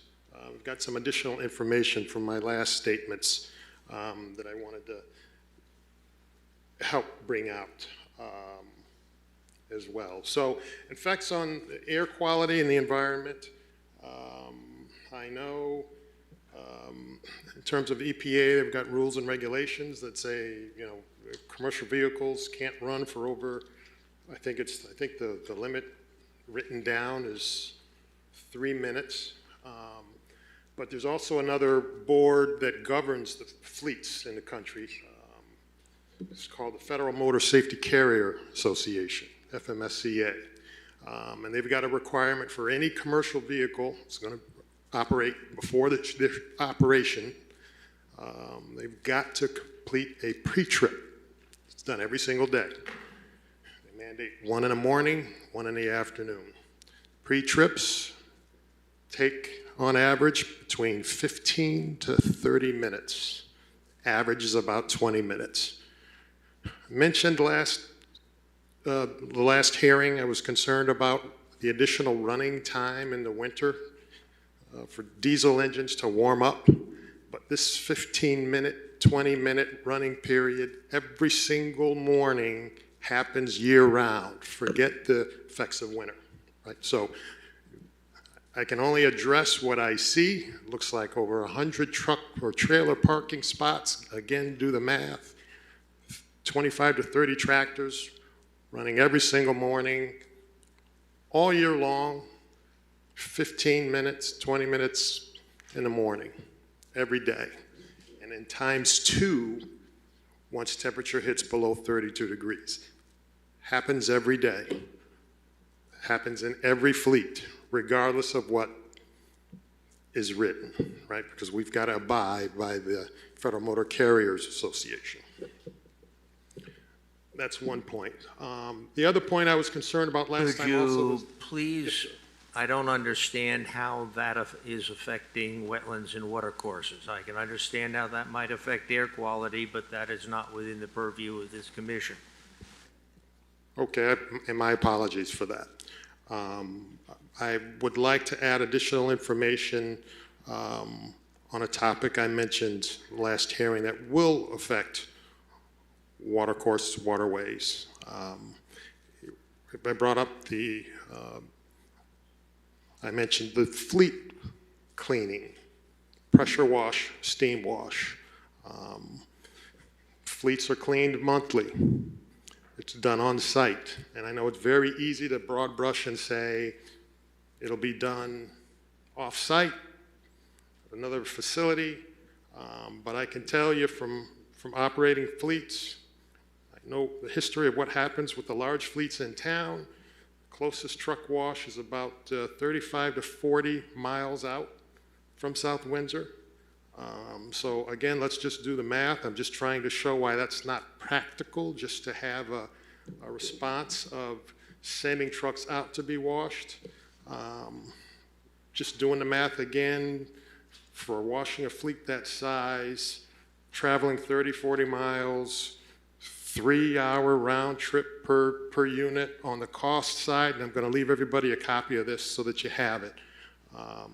You know, at $80 an hour, you're looking at about, you know, $30,000 cost per year, per month. No fleet can handle that. On the labor side, 3 hours to wash 100 pieces of equipment, looking at adding very easily 300 tractor and driver hours a month. You're almost adding 2 to 3 full-time jobs just to move trucks and trailers around to wash. It's just not sustainable, wouldn't happen. Equipment would be washed on site, just like all the other large carriers in the town right now. Some of the active chemicals used in mobile power wash systems for fleet washing: sodium hydrochloride, potassium hydroxide, and ammonia. So I'm just going to leave, I've got a cost analysis that shows how it's just not feasible to even plan for someone to come into a facility like this and not wash on site.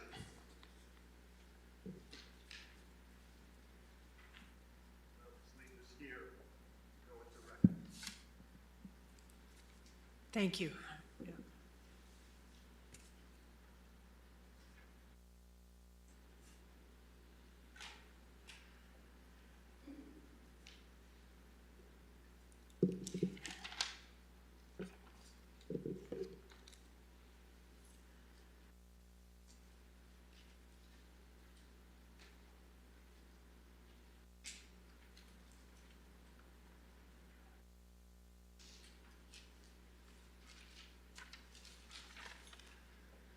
Commissioners, that concludes our testimony for this evening. Thank you for your patience as we work through various issues.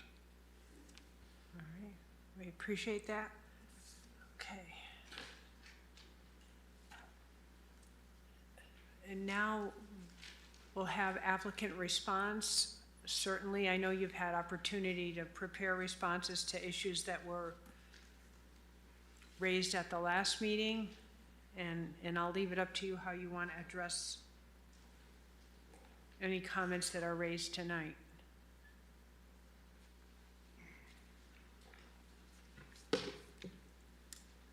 Good evening. For the record, I'm Peter DeMalley, President of Design Professionals, Principal in charge of this project at our company. I would like to first submit some resumes. There are a number of copies, not enough for each commissioner. I'd like to submit, I think, about 6 sets of the experts that we have testifying tonight. So you can have that for your edification. I know you have time to look it over. So, did you have? And let me just tell you who we have tonight, and I'll get into what they're going to be covering later. Myself, I mentioned. We also have Jim Mcmanus, JMM Wetland Consulting, in Newtown, Connecticut. He's sitting in the front row as he just waved to you. We also have, I'm doing it in the order that we gave them to you, Benjamin Wheeler, front left, front row. He's Director of Operations at Design Professionals. He's been before you many times before. He's also Director of Landscape Architecture and a licensed landscape architect. We have Sean Duffy. He's in the second row on the far left side. He's on the Hartford Industrial Team for Cushman & Wakefield, and he's the Executive Director at Sean P. Duffy of that unit. Matt Glunt, second row to your right. He's a licensed professional engineer with GEI. He'll be doing a presentation later. We also have resume for Andrew Adinolfi, who is involved with the report that Matt will be giving. He's not here tonight, is that correct? And he's not present tonight.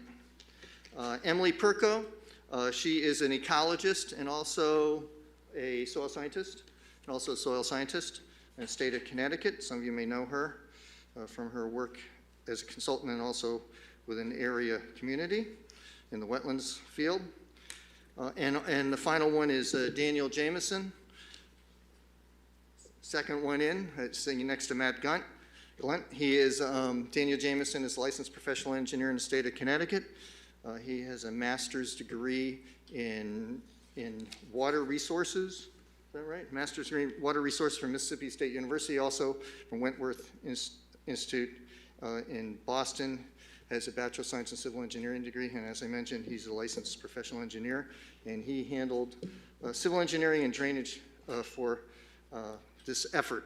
So those are the experts that we have tonight. I don't think I missed anyone. No, I think that's it. Like to go through some of those items that we have submitted, if I may. There's a transmittal August 26th, and another one also dated August 26th. First one to Jeff Folger, and the second one to Michelle Leip.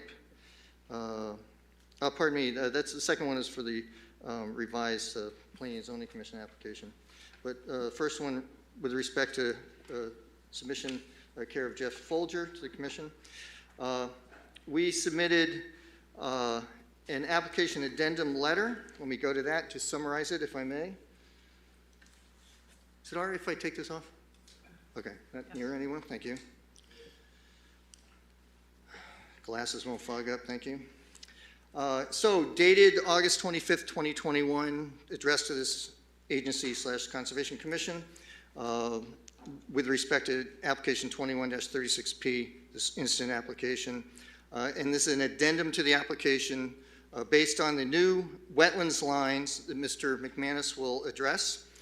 Several of the numbers, including the original application, have changed.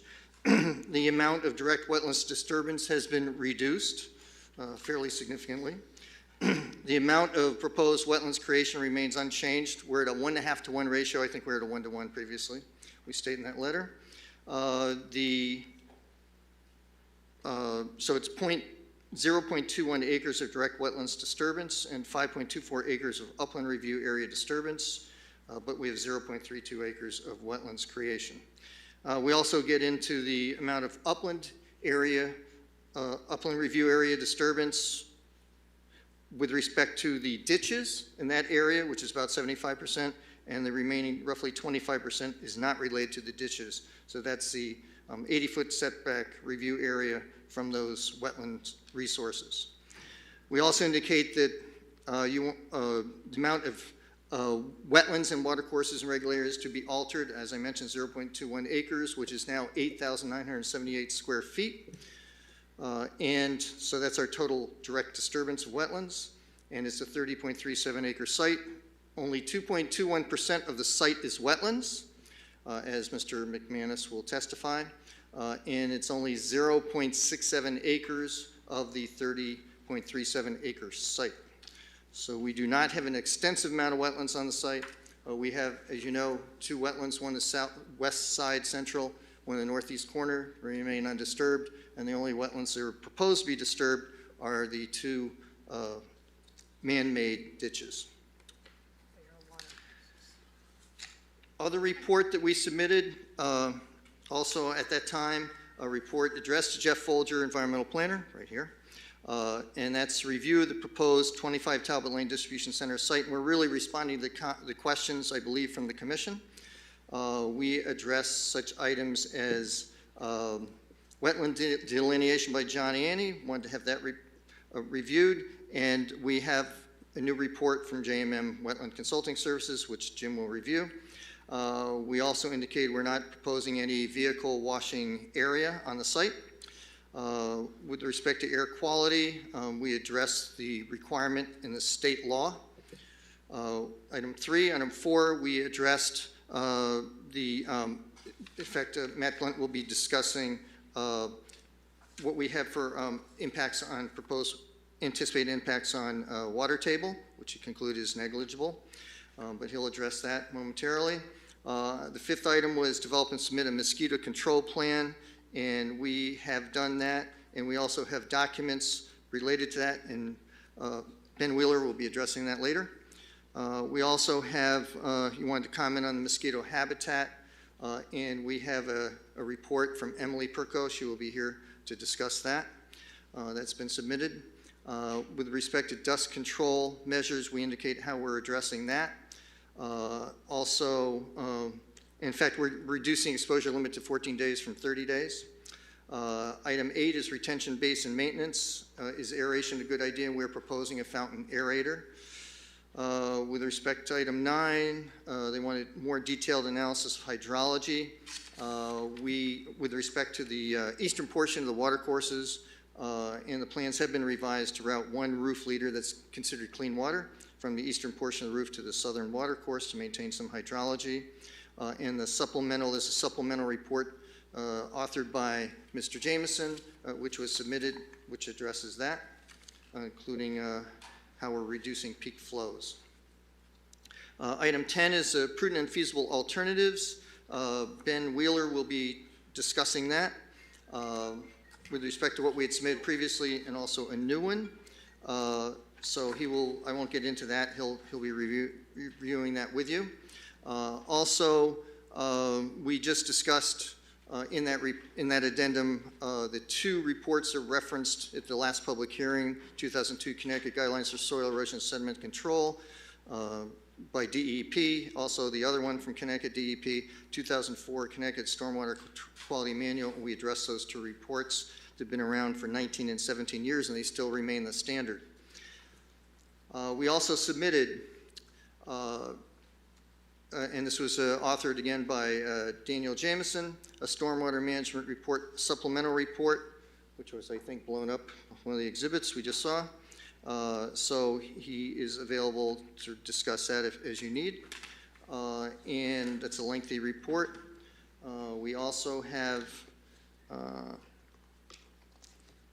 and I think I referred to the other reports that were submitted. We also submitted site plans, revised site plans, and as I mentioned, reports, some agencies, CDC, Center for Disease Control, and also National Institute of Health reports with respect to mosquito larvicide, as recommended by the town.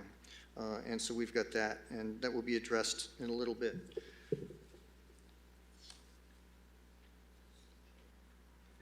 I'd like to just, one thing I'd like to do is read your official wetlands map, just the beginning of it. So anybody references? Yes. Yes. The map that was previously submitted by who is now an intervener, I believe, the wetlands map for the town of South Windsor. Let me just read the first few lines, just bring everyone's attention. How it's just a generalized map. It's not based on soil scientists determining it and flagging it, and then land surveyors locating those flags. So the wetlands map for the town reads, this map is for general planning purposes only. Site-specific field surveys are necessary for determination of regulatory wetland boundaries. This map is prepared as a guide to assist town commissions and the public in identifying the general location of wetland soils.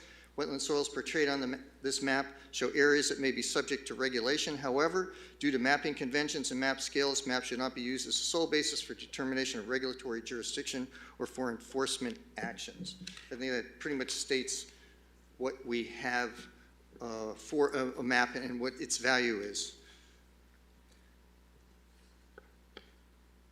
We're going next, going to invite up Jim Mcmanus from JMM Wetlands Consulting from Newtown, Connecticut. He's going to just talk about his report that he submitted, his wetlands investigation, and his determination of the wetlands limits and why they've changed, where they changed from the original submission. Jim?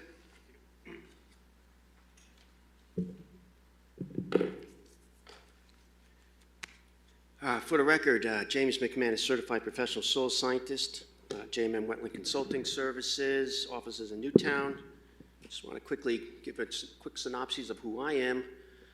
I have a master's degree from the University of Connecticut. I have over 30 years of working in the soil science, wetland science, and environmental or natural resource projects. I'm a certified professional soil scientist, as I said. I'm also I'm a board member of the SNE, which is Soil Science Society of Southern New England, which is the board that registers the people who work in the state. I'm also on the National Hydric Soil Technical Committee, New England, I should say, New England Hydro-Soil-Technical Committee. And essentially what we do is we come up with indicators and how to interpret soils to make people like Dr. Danzer help him out when he's out delineating wetlands. So that's our job, and I've been doing that now for a number of years. Back in August 24th of 2021, I redelineated the wetlands, as you see on the site. They were substantially the same as what Mr. Ianni did later on this, when he redelineated the site. My delineation was very similar to what he did with some minor tweaks that I did. The upland soils that were non-disturbed were associated with the Ninigrit soil series, which is a glacial outwash soil that's moderately well drained. It has a fine sandy loam texture typically, and then the wetland soils fall into the Walpole soil series, which is poorly drained outwash shore.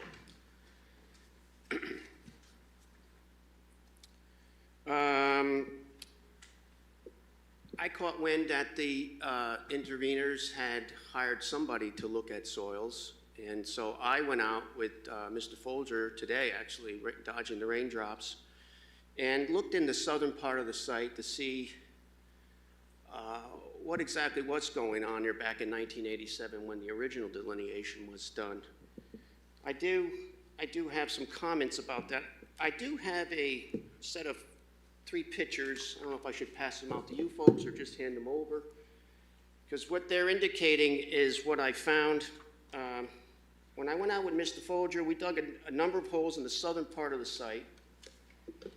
And, well, first of all, let me just step back a little bit. What are we doing when we actually go on to the site? What did Dr. Danzer do with these interveners when he's actually going on to the site?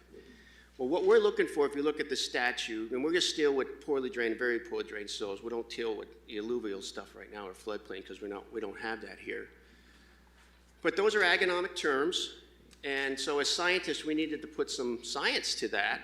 So if you look at what our Bible, if you will, botanists use the botanical Bible, we use soil taxonomy. And if you look up at soil taxonomy, it talks about within 20 inches, we need to see these gray soils, or if you read theirs, it's chroma 2. And if we find that, then we have what we call a poorly drained or very poorly drained soil in this state, which is regulated soil. So what happens, why are they gray? Well, essentially what happens is, think of the soil as a rake that you left out in the rain. It rusts. So if you're going to go out in your backyard in a non-wetland area and dig through your topsoil, you're going to find a nice yellow-brown color. And the reason it's yellow-brown is because iron is adhered to the soil, and it gives it a nice yellow-brown color. So now when the soil is saturated long enough, that iron goes into solution, and when the water table disappears, takes the iron with it, leaving a gray background.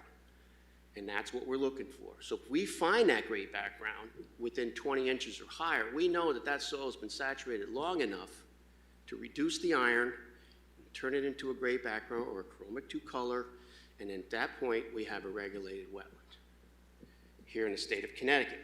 So now, I went out today and we dug some holes, and if you see from the picture, picture number 1, again, it was raining, so it's a little dicey, but at the top of the page, you see kind of a yellow-brown color, and that's within, that was deeper, actually went beyond 20 inches, but within 20 inches, we didn't find those chroma 2 colors, those gray colors. So I did do a soil pit too, which is the one you pictured, but I do have a description. And from when we find organic matter, we usually do, we go from above 0. So 1 to 0 was a small little duff layer. We call it an O horizon. We have OI, stuff you can see, OE, which is in between muck and what you can see. And so we had OI, a mix of OI and OE there. And then from 0 to 3, we had an A horizon, which is the topsoil. And I called it a plow layer because it was fairly deep. And to disagree with the gentleman previously, this property has been agricultural for decades. And up until the 1990s, where those ditches are, were agricultural fields. And the trees are indicative that at least was cleared not too long ago. Somebody said the tree is probably 70 years old, which makes sense since the barberries out there, which came in the 1950s. Then from 3 to 12, we have another, I called an AP2, which is another A horizon with, interesting enough, because as you folks know, especially Madam Chair, we do have some spodek-type soils in this town, which makes South Windsor a little challenging sometimes for us to delineate. But I saw some of that E horizon. I'm not going to get into that. That's getting too much into the technicality of soil science. But it sort of has a gray color to it. It was mixed in with the A horizon. And below that, from 12 to 20 inches, I had a nice 10YR 5.3 or 5.4, which is a nice yellow-brown color, with some redox, high chroma, mostly, actually I didn't see any low chroma models, but high chroma, redoxomorphic feature, about 2 to 3%, all fine sandy loams. And as if you look down here, I found what it seemed to be an old wetland flag. I have no idea, but there's a pink and blue flag tied there. So that's where I did my description. So if that is a wetland flag, it's incorrect. It's not a wetland area. And we found that throughout the areas that we reviewed, they were all non-wetland soils, all soils within 20 inches that had a chroma of greater than 2 and a value greater than 4, which will throw us out of the organic matter and put us into the regulatory statutes of determining whether something is a wetland or not a wetland. And so, can't speak to what Dr. Danzer found, but on our site, you're looking at what's regulated and what isn't. And though the plant community, I know we have some people from Massachusetts that might have commented on this project. Where I was digging, the plant community was completely dominated by red maple and sweet pepper bush, both fact plants. They grow in both uplands and wetlands. They grow mostly in moist soils, and it was everywhere. So if you didn't have a strong soil science background, you would think this entire site was a well, but it isn't, and it's clearly evident if you do the digging on site. If you dig off site, it doesn't count. You have to dig on site because this is where the project's happening. I'm not going to deny that there might be some wetlands in neighbors' yards. It happens all the time. Wetlands end and start somewhere. So if you're gonna say there's wetlands on the site, you got to come onto the site and prove it to me, because I just proved it to myself and to the commission that there's your regulated areas, and I have some additional documentation of what is truly out there, even though the vegetation may not jive. Thanks. And of course, his lines are very similar to what Mr. Ianni had previously, and he submitted a letter previously with part of the record. Just Mr. Mcmanus's wetlands along the ditches were somewhat smaller, and accordingly, we went from 13,781 square feet of disturbance down to 18,978 square feet of wetlands disturbance, and exclusively those 2 man-made agricultural ditches, with the mitigation area remaining the same, so the ratio went up. We'd like to go to Ben Wheeler, who would like to discuss feasible and prudent alternative, including a new one. Thank you.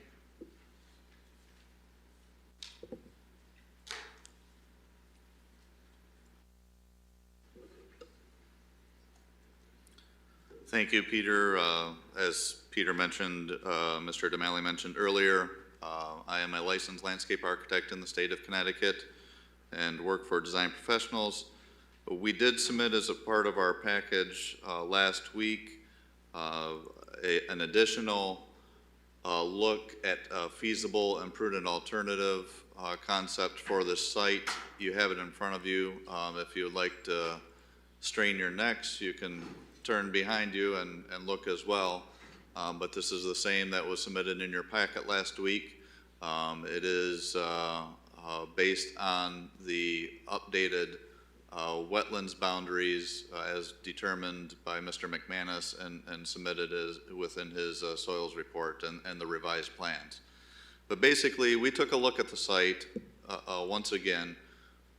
with the same criteria that the applicant has given us with the charge for the development in this site. In response to the large market demand for industrial buildings to have loading docks on both sides of the buildings and associated truck circulation and parking around that. So in order to avoid any direct wetlands impact on this site, this is the largest building that we were able to come up with on the site, because we have the two water courses, the regulated wetlands that are on the eastern portion. Basically, in order to avoid those, that severely limits the building area, the building footprint automatically.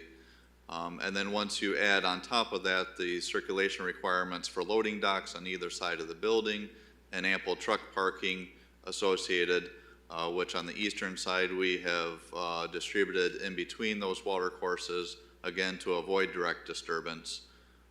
This is the size building that we end up with on site, which is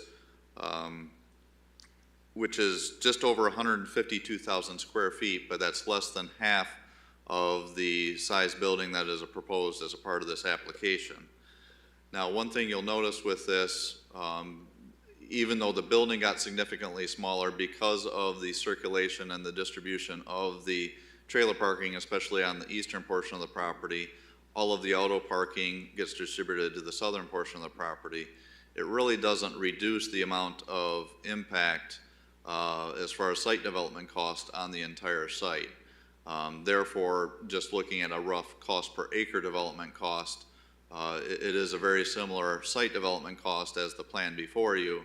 And in fact, we've had to stretch out the water quality basin and the truck parking even further, basically to the limits of the allowed area outside the buffer that is required from planning and zoning regulations.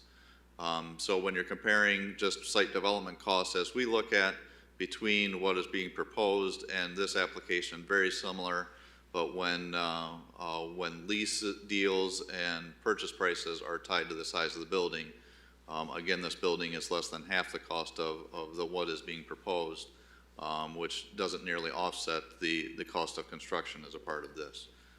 And I also do want to state for the record, I realized that last hearing we did present 3 other alternative plans, 2 of which were residential in nature, just to give you a history of what had been considered on this site by previous developers that had walked away. But I do want to state for the record, we also did present another industrial concept with a new proposed town road there with industrial subdivision lots. We do feel that that would comply with today's zoning regulations and still would be considered a feasible and prudent alternative. However, again, the marketplace, and Mr. Duffy will speak to this in just a minute, the marketplace for industrial buildings and industrial lots is not for smaller lots these days. It is for larger buildings, and certainly the applicant has the right to pursue what the market demands these days. Evidence of that is what happens with the 2 lots on Talbot Lane. They were part of the Constitution Landing subdivision, very small industrial lots. They have sat vacant for decades with no development, and there are still a couple of vacant lots in Constitution Landing, very, very small in nature that are also vacant. So as it stands, again, as we stated last time, we do believe that the plan before you as revised and submitted, we do believe that to be the most feasible and prudent alternative for this site. And with that, I will turn it over to Mr. Duffy to speak to the marketplace for industrial buildings. That's related to the prudent feasible alternatives. Just one thing that Mr. Wheeler mentioned, that with this plan that you have before you for the smaller building, everything's been moved to the easterly and southerly ends. We would not be able to afford the bigger buffers that we're proposing adjacent to the residential. This is a 50-foot buffer along the easterly and southerly lines, so it would be of greater impact if you will, to the neighbors. Our original plan, we think, is much greatly reduced impacts. So, and we had 50-foot buffer plus another 40-foot buffer with berms, planted berms. And then you see the trailer parking and the passenger car parking. They're all over much closer to the property lines, residential property lines than originally proposed. Now we have Sean Duffy. Thank you. How is this wetlands related? I don't understand.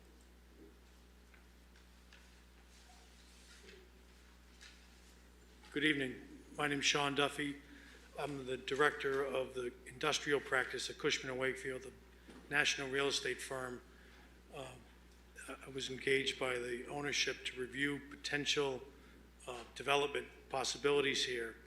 And as Ben said, while that alternative plan is feasible and prudent from an engineering standpoint, from a marketing standpoint, it's less feasible and less prudent and more inefficient than the plan that I see in front of me in these several ways. It's inefficient in that it's not responsive to what the market needs right now. And the question would be if a 368,000 square foot building is something that we believe is marketable in the short term, and this site, which is a relatively rare site in this market, if allowed to be built to its natural capacity, is actually a rare thing in the market, which is a large infill industrial site, infill being a term of art for sites within an industrial park with robust industrial real estate, industrial infrastructure improvements, and the transportation network necessary to support it. There are a dwindling amount of those sites of this size. If you cut the building and made it half the size or a third of the size, or you could take this all the way in the abstract and say, what if we built a 50,000 square foot building? Well, that would be inefficient. It would be less competitive in the market, less distinct. It would make the building harder to sell, the project more unlikely to develop, and it would diminish massively my ability to attract tenants to the site.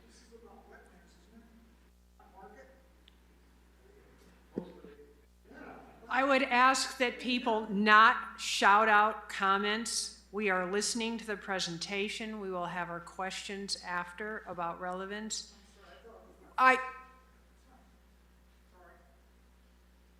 The applicant is presenting their prudent and feasible alternative analysis. Questions can be asked later about it. I'll set aside this. And not by shouting out from the crowd. Thank you, Madam Chair. I'll set aside the various inefficiencies in the design of what Ben called a feasible and prudent alternative, but it's, in my professional judgment, less feasible and less prudent than the moderated plan that you have in front of you. Thank you. Mr. Wheeler will now address the mosquito larvicide issue. Thank you.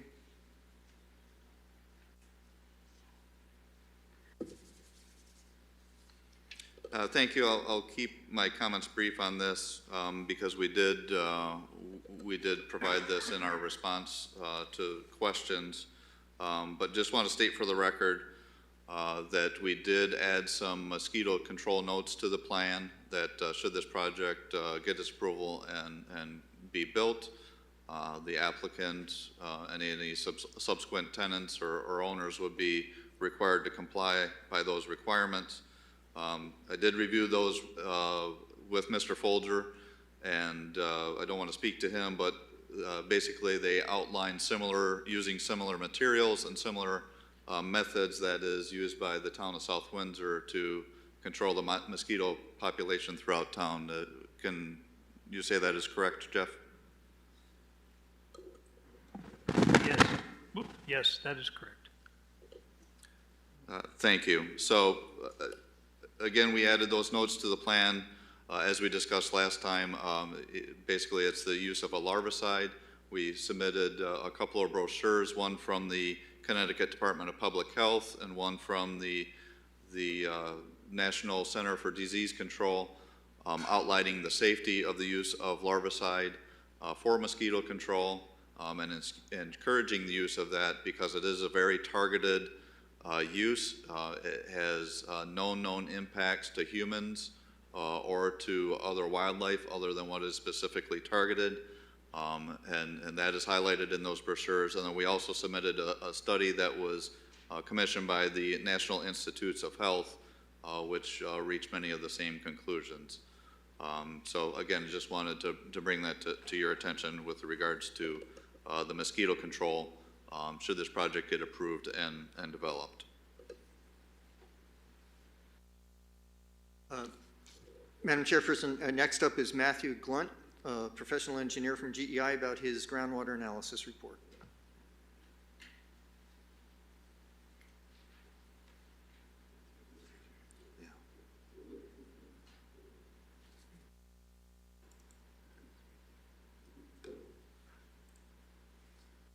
For the record, Matthew Glunt with GEI Consultants. We are an environmental and geotechnical engineering firm out of Glastonbury. I myself have been in the engineering field for 18 years. I've been licensed for 14 of those. I'm a geotechnical or soils engineer, so that's where my expertise comes into this project. So I'll just speak a little bit about the model that we recently did. We were engaged by the applicant to provide this model in response to one of the comments from the interveners. So there's there's basically 2 points of reference that we use when we looked at this evaluation. One is how the site drainage is going to impact groundwater both on the property and also on adjacent properties. And I think the key point to that is based on Mr. Jameson's design, is that eastern basin that is shown up there and also on the plans is basically going to function to control the groundwater level at elevation 70. Once it reaches elevation 70, the way that basin is designed is it will direct flow south and west into stormwater features that are on Carlos Pasta and within that industrial lot to the west. So what that does is it's basically under normal conditions and under low flood, low flow conditions, it will maintain that groundwater elevation at about 70. Our knowledge of this site in particular and surrounding sites, in particular we were the soils engineer for Carlos Pasta next door, also Home Depot and Coca-Cola, so we know these soils very well, we know these groundwater conditions very well in this area. Our expectation is that groundwater on this site is somewhere between 70 and 71 under normal conditions. So that combined with that basin is designed to maintain the surface water / groundwater elevation at elevation 70. So what that does is it's going to create a control on the groundwater on that site, and it's also expected to have similar effects on adjacent properties. So that's the normal condition. It will, like I said, maintain groundwater at a elevation from what we understand it to be at normal condition, and that basin will function to control that rather than create negative impacts around the property. We also looked at a peak storm condition, whether that would potentially have impacts on what you would call a groundwater mounding scenario. If you have excess stormwater that is concentrated in one place, what it can do as it infiltrates into the ground at one specific location, it can create what's called a mound in the groundwater temporarily, which can have effects on surrounding properties. So it's an analysis that we do fairly often when we're looking at situations like this. In conjunction with Mr. Adinolfi, you have his resume, who's a groundwater modeler by trade. We looked at this specific scenario using Mr. Jameson's stormwater design. So basically this is the 100-year storm, which, as you know, is a fairly extreme event. The way that basin is designed, it will hit a peak elevation of about 74, which is about 4 feet higher than its typical condition, and then slowly recede from there. Some of that will happen through infiltration in the ground, and some of it will also happen through surface water drainage through structures to the south and to the west on Carlos Pasta. So this is an exhibit that we submitted to the commission, and what it's showing is that under again that 100-year condition, which is the extreme flow condition, that basin will rise to 74 and slowly fade. And then we looked at what would that potentially impact the closest recepting structure, which is, I believe, 95 Cody Circle. I apologize if I have that wrong. Our analysis is showing that under that extreme condition, it's 0.2 feet. So even with a 4-foot rise in that basin, you would see approximately 2 inches of impact at that structure, which we would consider to be negligible. And again, an important point to note in this is completely independent of anything that's going on outside the property. You know, keep in mind this is a 100-year storm, so this is probably this times 2 or 3. As actually Mr. Folger mentioned earlier, most of the structures in town are designed for 10-year flow, 25-year flow. So under that scenario, all the roads are flooded, every catch basin is overflowing, this basin is at 74. So, even though we're showing a 2-inch potential rise, that is completely independent of, everything that is happening in that extreme storm scenario. So that's the end of our presentation. Thank you. Thank you, Matt Glunt. Now Emily Perko would like to address briefly summarize her report on the ecology. She's our design team's ecologist.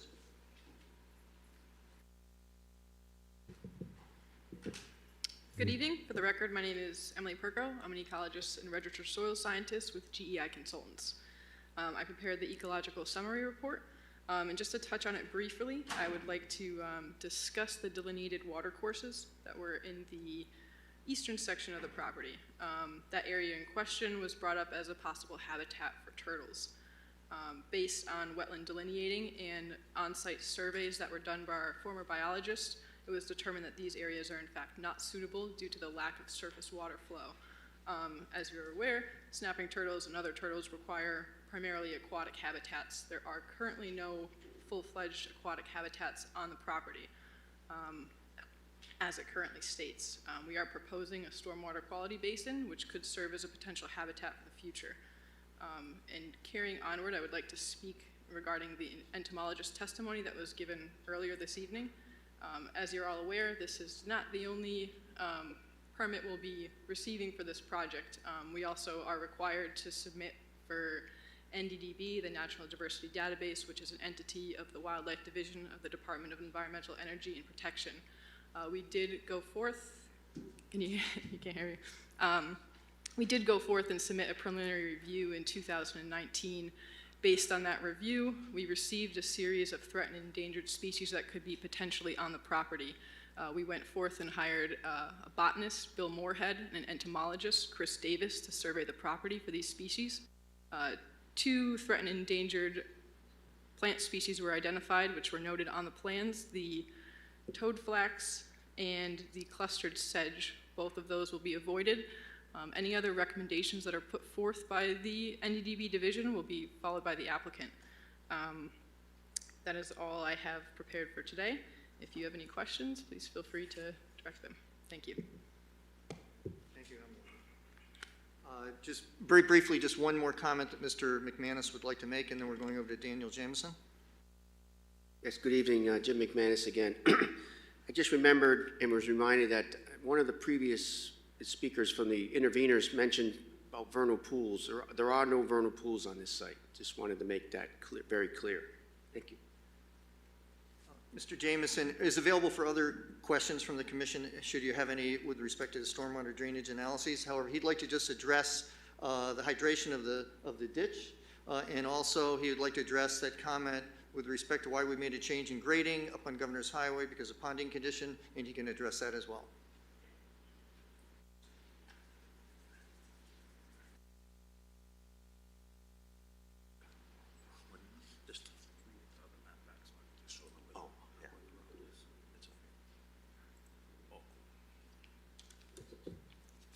Good evening, members of the commission. For the record, my name is Daniel Jameson. I'm a project manager at Design Professionals and a professional engineer in the state of Connecticut.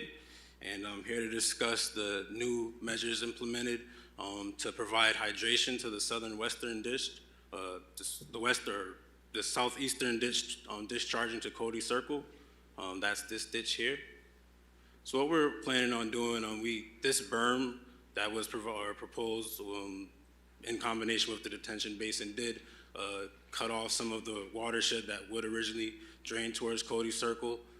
So to add some hydration to that area, we are sending one roof leader to wrap around the basin and then have a direct discharge to this ditch here. And basically what that will do is provide more hydration, send some more water that way, but still we show that we're reducing peak flows and still removing the potential for erosion concerns downstream. And then regarding the comment on why the regrading of this northeast corner of the right-of-way next to Governor's Highway was regraded, that was a request from Town Engineer Jeff Doolittle. He noticed that there is a prolonged ponding on this southern side of Governor's Highway in this area and asked us to provide means for that water to make it to the wetland where it'll be cleaned naturally and provide just a chance for it to be cleaned and also get the water off the road for public safety measures. So more than happy to answer any other questions regarding the drainage boundary delineations and other comments made this evening. But that wraps up my presentation for tonight. Thank you, Mr. Jameson. Just in closing, a couple brief remarks. First of all, this commission did approve a nearby parcel, industrial parcel in the same zoning district, just southwest of here.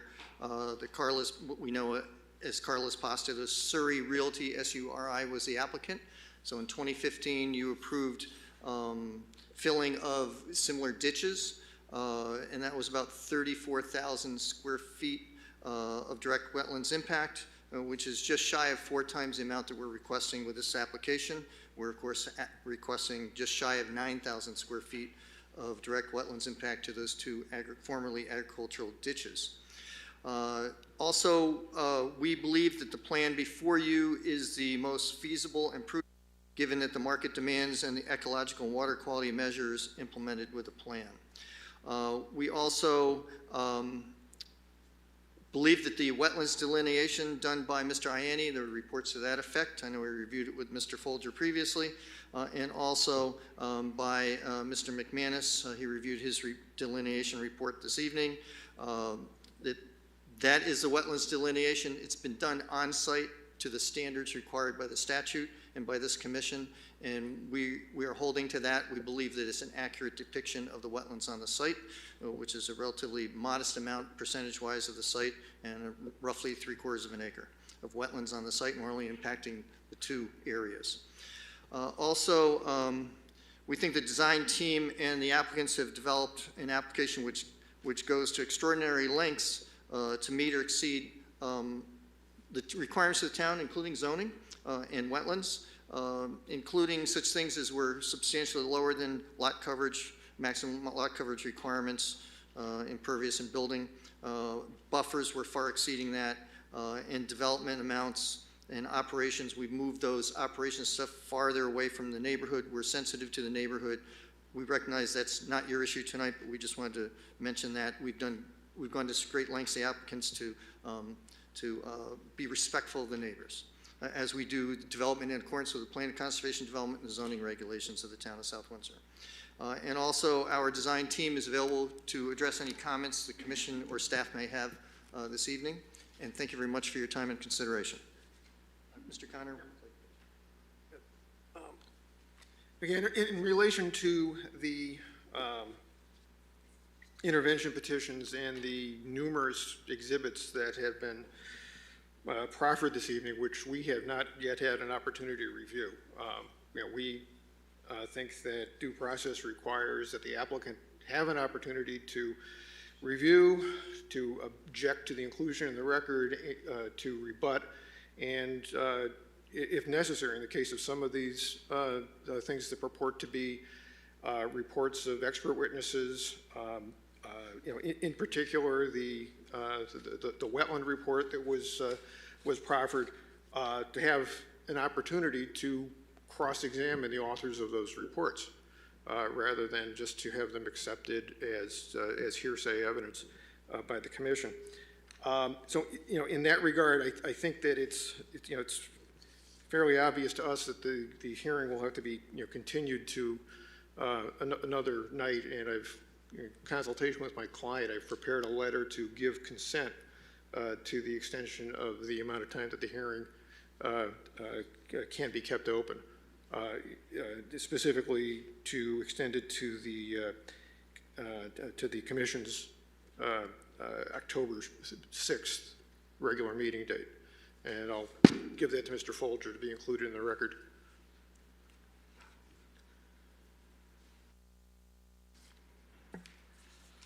That would be appreciated. I think the commission also has recently received lots of information that we'll need to read and assimilate. And an opportunity, it's not really like a cross-examination like a trial, but there should be opportunities to clarify and, ask questions. So, it's getting late now. I don't know. I'm going to look for some heads to go one way or another. So we usually ask for questions from commission, staff, and in this case, also the interveners. So where are you folks with thoughts, timing? So we could have some quick, short questions thrown out, perhaps, and then maybe the answers are going to wait so that, okay. So if we could take that approach, if folks have some questions that they're going to want to ask of the interveners, the applicant, we'll hold off town staff comments, and we'll ask questions so that there's time for preparation and answer. If I have, since there's a discrepancy between the analysis of the wetland soils or possible wetland soils versus upland soils, Jeff, you were out there on it in the review. Do you feel it would be worthwhile or necessary to bring in a disinterested party to review this and check the soils, or are you in agreement with the conclusions of one party or the other? Well, I've witnessed the sampling of the soil in the southern portion of the site, and that was based on Mr. Holichek's suggestion that there was some areas there. I did that with the chair on Wednesday, I believe it was last Friday. I think it was Wednesday. Yeah, Wednesday, and then again with Mr. Mcmanus today. I'm in agreement with Mr. Mcmanus that the soils that we witnessed there are not hydric soils. Again, by the criteria of the soil morphology, the colors, the lack of modeling on there. However, we do have time, and in the I think the spirit of transparency and getting as much information as possible, we certainly could contract with a third soil scientist to go take a look at some of those areas and render an opinion on whether the original delineation that was done by Mr. Ianni back in the 80s and the early 90s, as opposed to the delineation that was done by Mr. Mcmanus 2 weeks ago. Which one's accurate?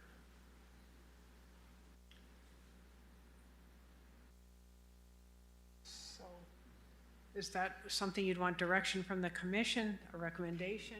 Do we want? Yeah, I think if the commission feels that more eyes the better on something like this, then, you know, we'd go ahead Within the, would that be and make that helpful? happen. Helpful, all down. So that would be helpful if the town staff could arrange Okay. that. Yep. Madam Chair, is it possible I could be there once you choose the individual?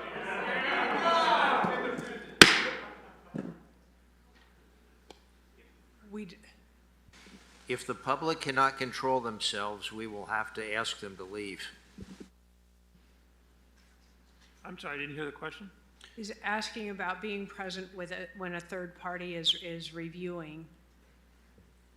Now, I know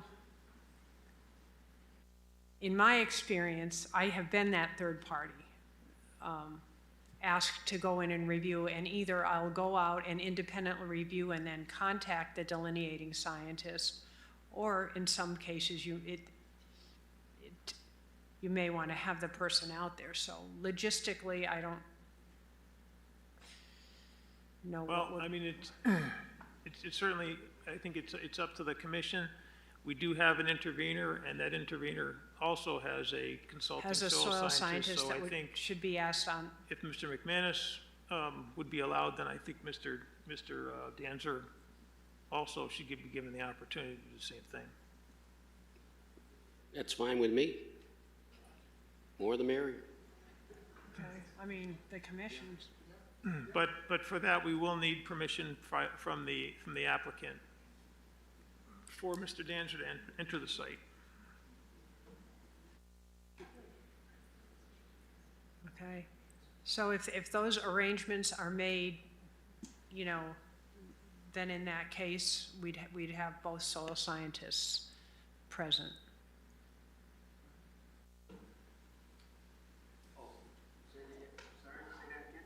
I didn't understand. So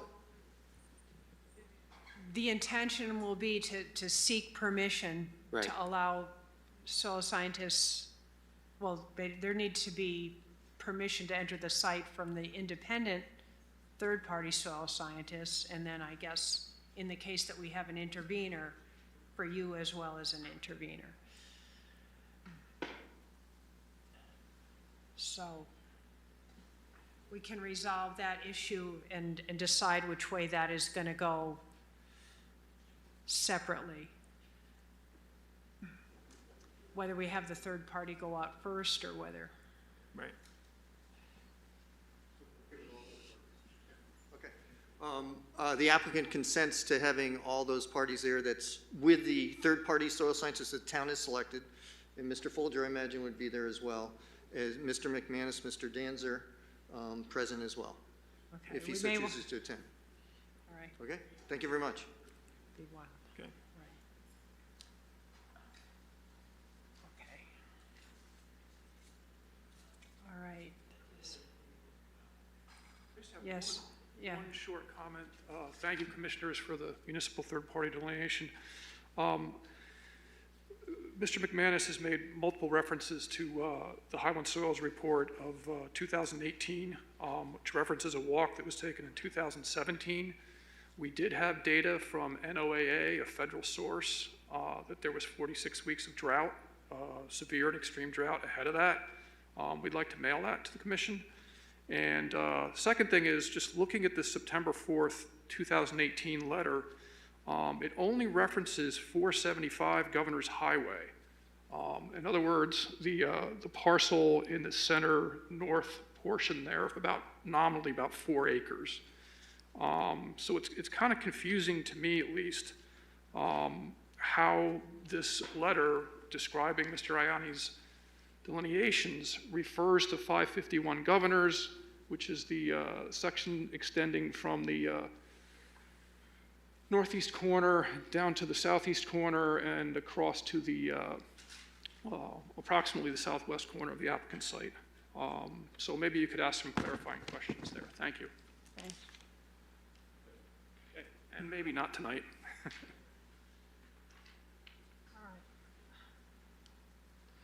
right. I guess.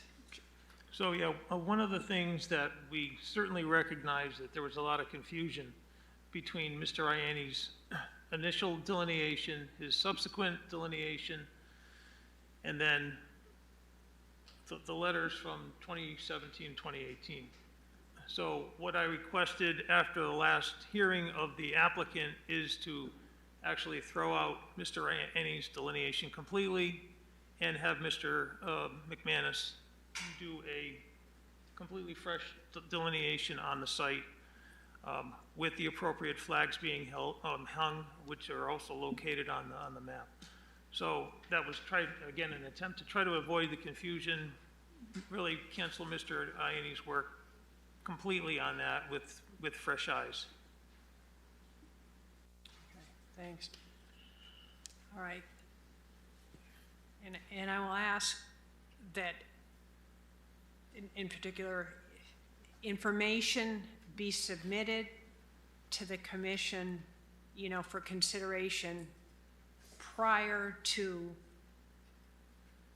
the 4th. You know, it'll be part of the public record here, it'll be brought out at the meeting, but to let the commissioners read some of these lengthy documents in preparation,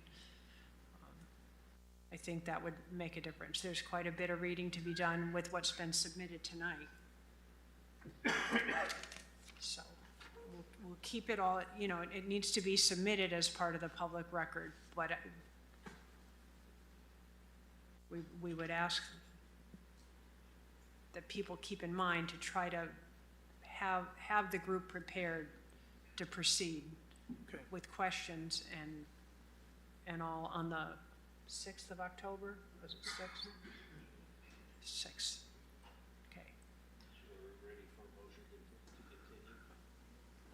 I think so, yes. Okay. Move to continue the public hearing on application 21-36P until the meeting, regularly scheduled meeting of October 6th. Second. All right. All right, all in favor? Aye. Opposed and abstaining? Okay, thank you. Thank you very much. All right. I'm gonna address a pet peeve. I'll make a copy for you and send it to you.